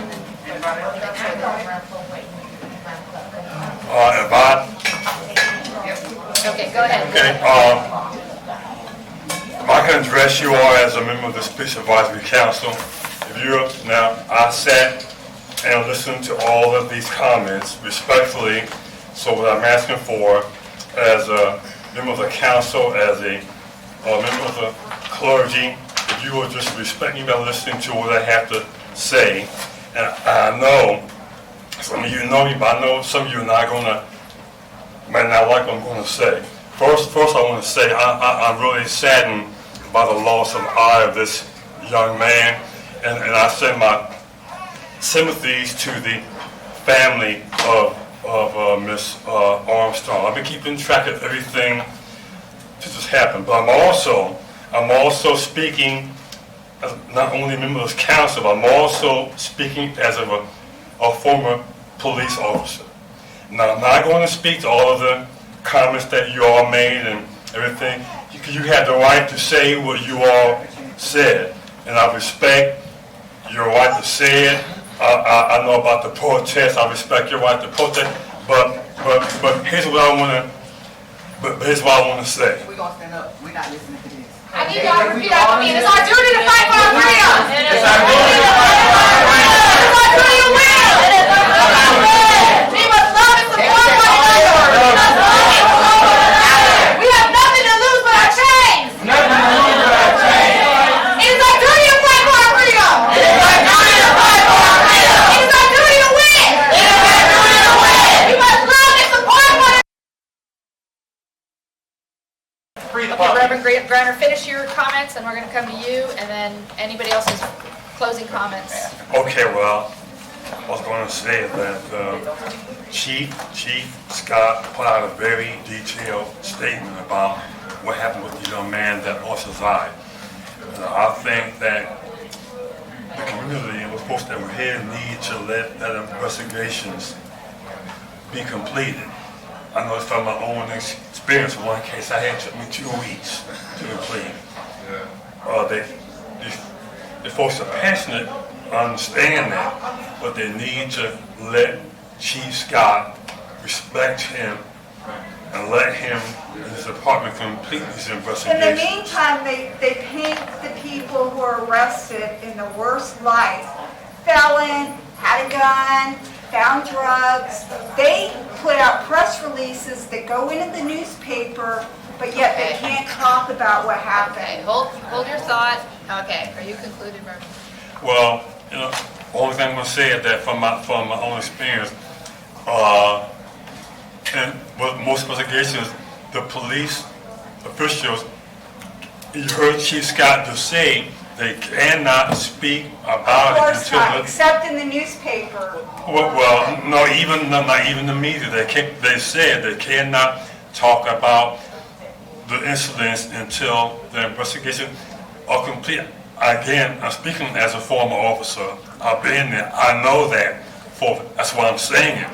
They would like to. They cannot speak about publicly until the investigations are complete. This is all slamming the people who were arrested. Okay. It has Ms. all Payne, about. You made your point. No, I didn't, because it just keeps But happening. it's not fair because the crowd was just instigated because people want to speak up. Khalid didn't get to make a statement. Yep. I didn't get to make a statement because people are stepping out of the line of order, making statements, instigating the crowd, and then we end up with what just happened. We can't continue to do that. We have to address the chair first, Yes. ask to speak, and then move forward once you're acknowledged.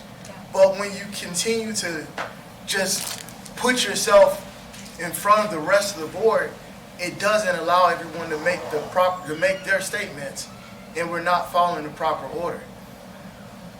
I apologize for that, but I would like to remind that I also have people saying that people roll their eyes when they talk to me. I feel very, very disrespected also. Listen, Sheila, that's neither here nor there because we're talking about what just happened tonight. We're talking, when I was chair, you had that same habit. Ms. Fox just did the same thing. She made her statement, and then she was ready to adjourn the meeting. That's not fair. I apologize. We can't keep doing that. And that was my frustration when I was chair. I would try to go along in an order, and you and Ms. Fox you guys were going to insert yourselves, make your statements, but then everyone else is left with this. Thank you. Khalid? Sorry, before I get to you. I think a lot of people were shocked at the statement that this board's been around for 11 years. But I remember that because it was formed on the tail end of an attempt to get a true citizens review board. True. And a lot of the things people said about this incident rang true to me. Somebody said that this handling of the dog, a dog on leash, chewing on a person who's down, that was intentional, malicious, and inhumane. That's so clear to everyone, yet they're told, be patient, let it run. The frustration is guaranteed. There's no way people would not be totally frustrated and angry about that.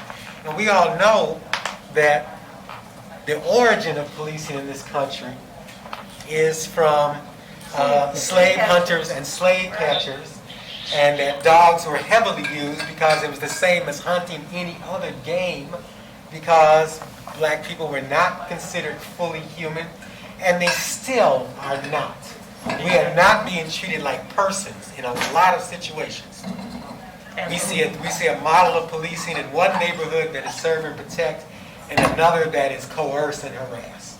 And that's what has to change.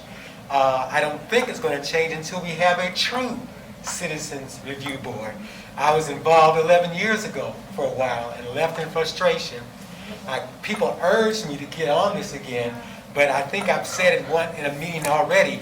I'm here to point out that this is an impotent dunce of a model of citizens' ability to respond to police actions.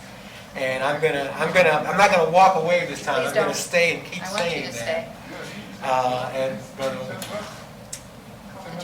I did want to say something to second what Mr. Blunt said. Absolutely, but you have to respect that these people are frustrated. You have to respect these people's positions. And I don't think that anybody here can take what they're saying or should take what's being said personally. This is a frustration. This is what happens when people are frustrated. They come and they voice their opinion, and we have to respect them too.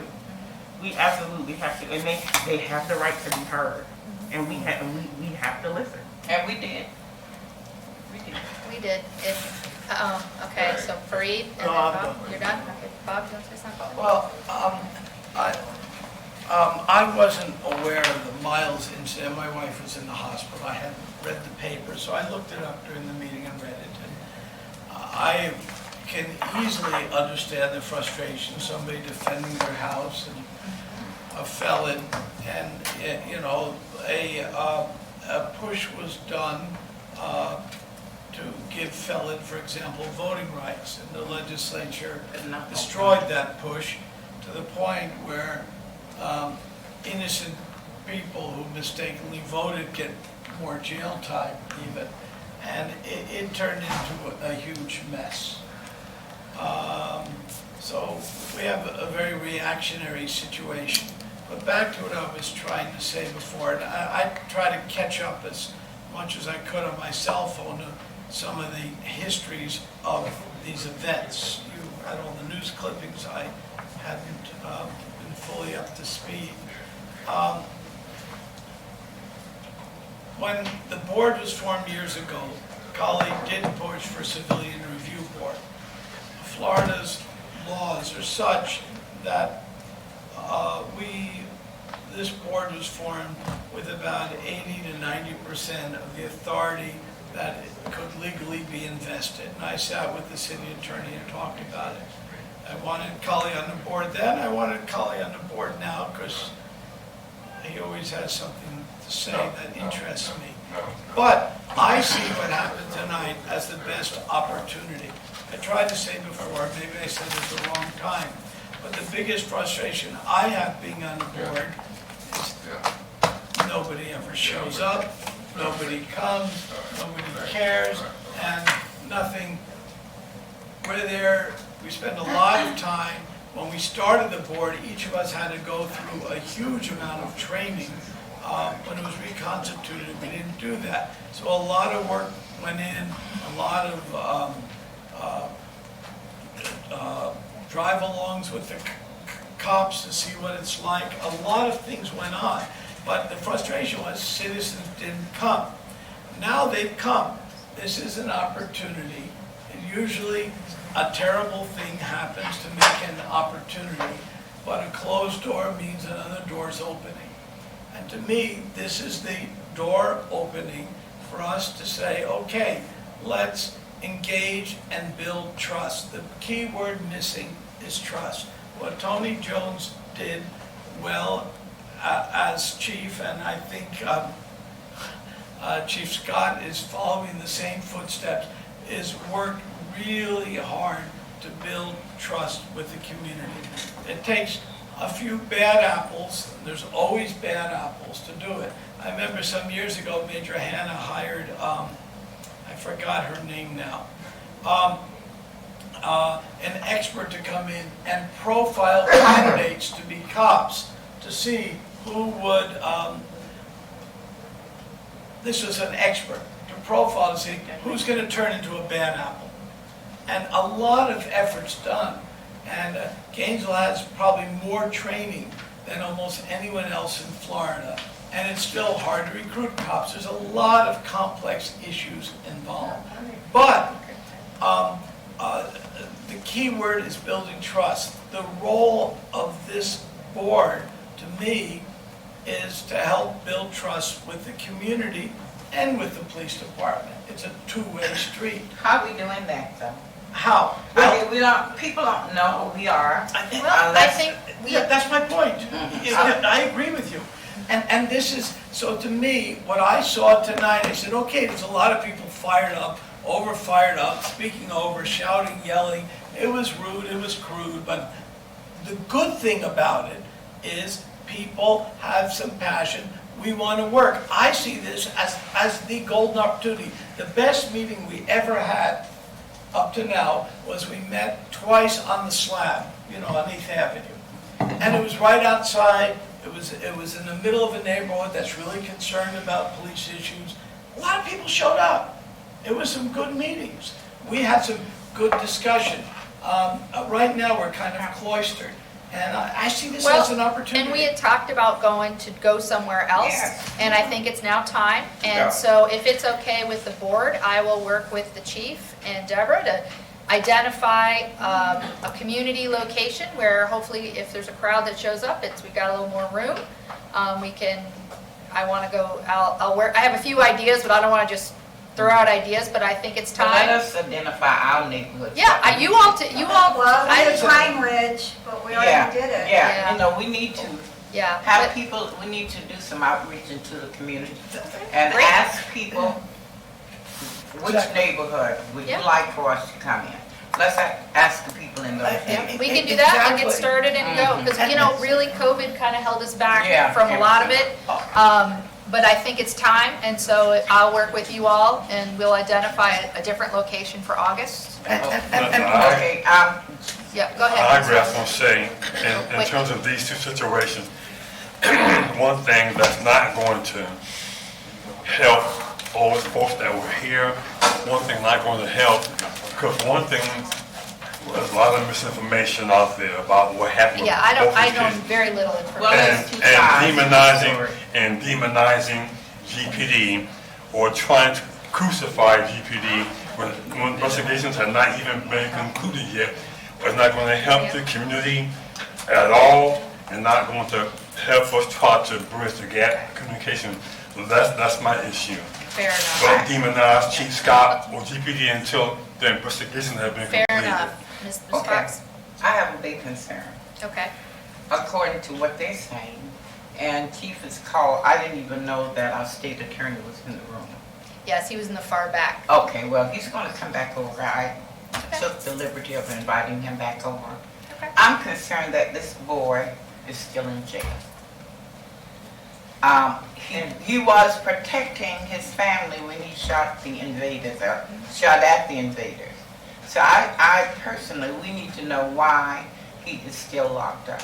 Now, I'm sure there's more to it than we know, but if he would tell this board why, they're saying that, and just about everybody came up and said, he's a good boy, he's been to prison, he's got his own business, da-da-da-da-da.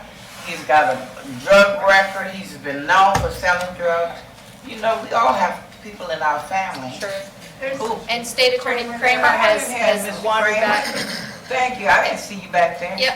Well, Right here. he was here, I don't know well, if I get to sit at the table. Yes, you you are. please sit at the Yeah, table. We're Good still in afternoon. session, but I think we're gonna ask you just a couple of questions, and then we're gonna wrap up our meeting. Yes. Because there's very little we can do to resolve anything here tonight, but I just wanted to let you know that right before you came back, we did discuss, I think we're gonna start going around to neighborhoods again, like we used to do pre-COVID, and be more in touch with the community. Hey there, Lloyd. Okay.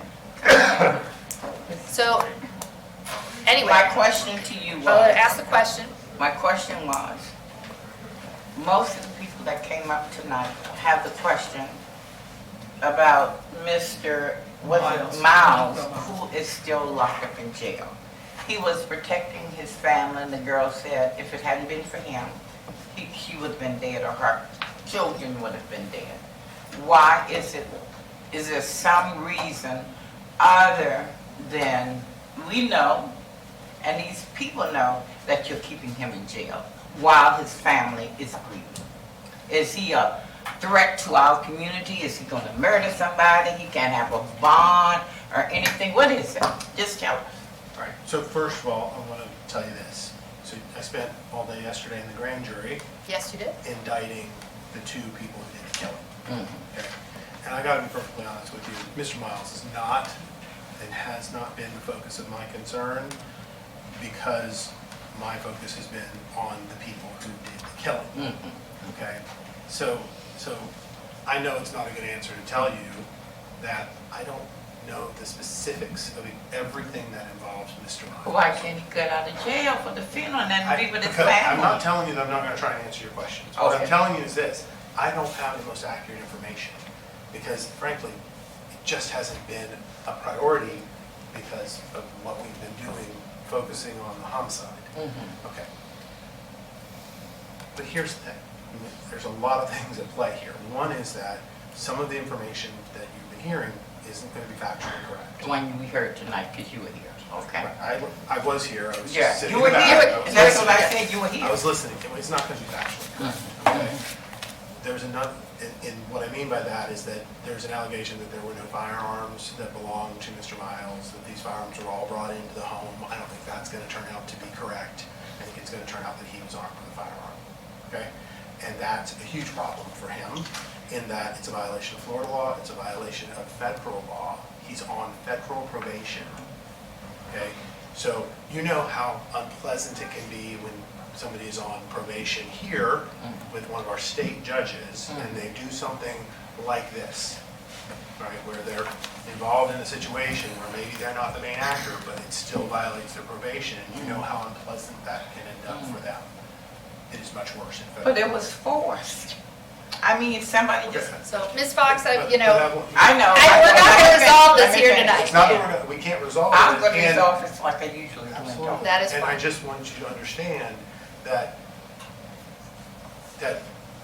we have been focusing, but what I mean by we, is both me, my staff, and the police department staff, on the people who killed this woman, Thank you. okay? And there is going to be a lot more that's going to happen with DeVico Miles, but he has a lot of problems. He's on federal probation. That is, you don't just get to do these things that are illegal while you're on federal probation and think that that's not going to have consequences. So it is a complicated and complex situation for him going forward. But know this, I recognize exactly what you're saying. I recognize that he had the right to defend himself, that when he did defend himself, that he was defending the people in his house. I recognize, because I've seen the evidence, that he exercised a level of restraint in this situation that some people would not have been able to exercise, and maybe somebody didn't die because of it, right? He will get credit for those things going forward. But I don't know what to credit them against at this point, because I can't tell you what he has done, because we haven't had the time to complete this investigation. Yesterday, we were in the grand jury, it was day 8. Okay, and thank goodness, no one wanted to say this tonight, but thank goodness for GPD that they were able to provide me what I needed in 8 days to go into a grand jury and get an indictment for these 2 individuals before they even could get out of the hospital, right? And so, yes, I recognize what happened with Mr. Miles is unusual. It is an unusual set of circumstances. And I also understand that when you're in the federal system, there is a substantial benefit to him to cooperate. So what I expect from Mr. Miles in the future is that he is going to be the best witness that the state of Florida has ever had in a criminal case. And he's going to be the glue that's going to hold this case together. Okay, So what if you other don't think that question I'm there going to was? treat that person fairly, then you're wrong, because I am. Okay? But what I'm not going to do is prejudge the situation. I'm not going to say that anything that GPD did was wrong in that scenario, because they cannot look at a scenario where somebody who's on federal probation has a significant criminal history, and they have probable cause to believe that person was in possession of a firearm, and they're going to just let that person go back out on the street. I heard someone say make a formal complaint about that. That would not be my response to that. Do they have the ability to do that? I guess. Would I be pleased about that? Not at all. Who were the firearms registered to? I have no idea. I have no idea. I wasn't there. If they You're talking about were something that registered, happened yeah. 9 days ago, and I'm telling you, they haven't even started to do the search warrants to go through the things that they captured in the search warrant. You know, we need search warrants on top of search warrants. We need the time to go through all of this information. Every one of these firearms is going to go off for DNA. Would he be allowed to go to his niece's funeral? You know the sheriff? Which sheriff? Sheriff Clovis Watson? Of course. Call Clovis Watson and ask him. No, He's in the custody of the sheriff. That's right. Okay, I'm gonna go ahead and, I think Commissioner Ward had a closing comment, and then we're gonna. Would you like the sheriff? I just wanted to thank y'all for your service. This is. For City different than Advisory a lot Board, of- it's a little yes. exciting. It is So I a wanna say lot something, different than. Yep, most of go the- ahead. Ms. Payne. So, when when No, Danny thank you so and much. Sinead apply, are you gonna urge the other commissioners?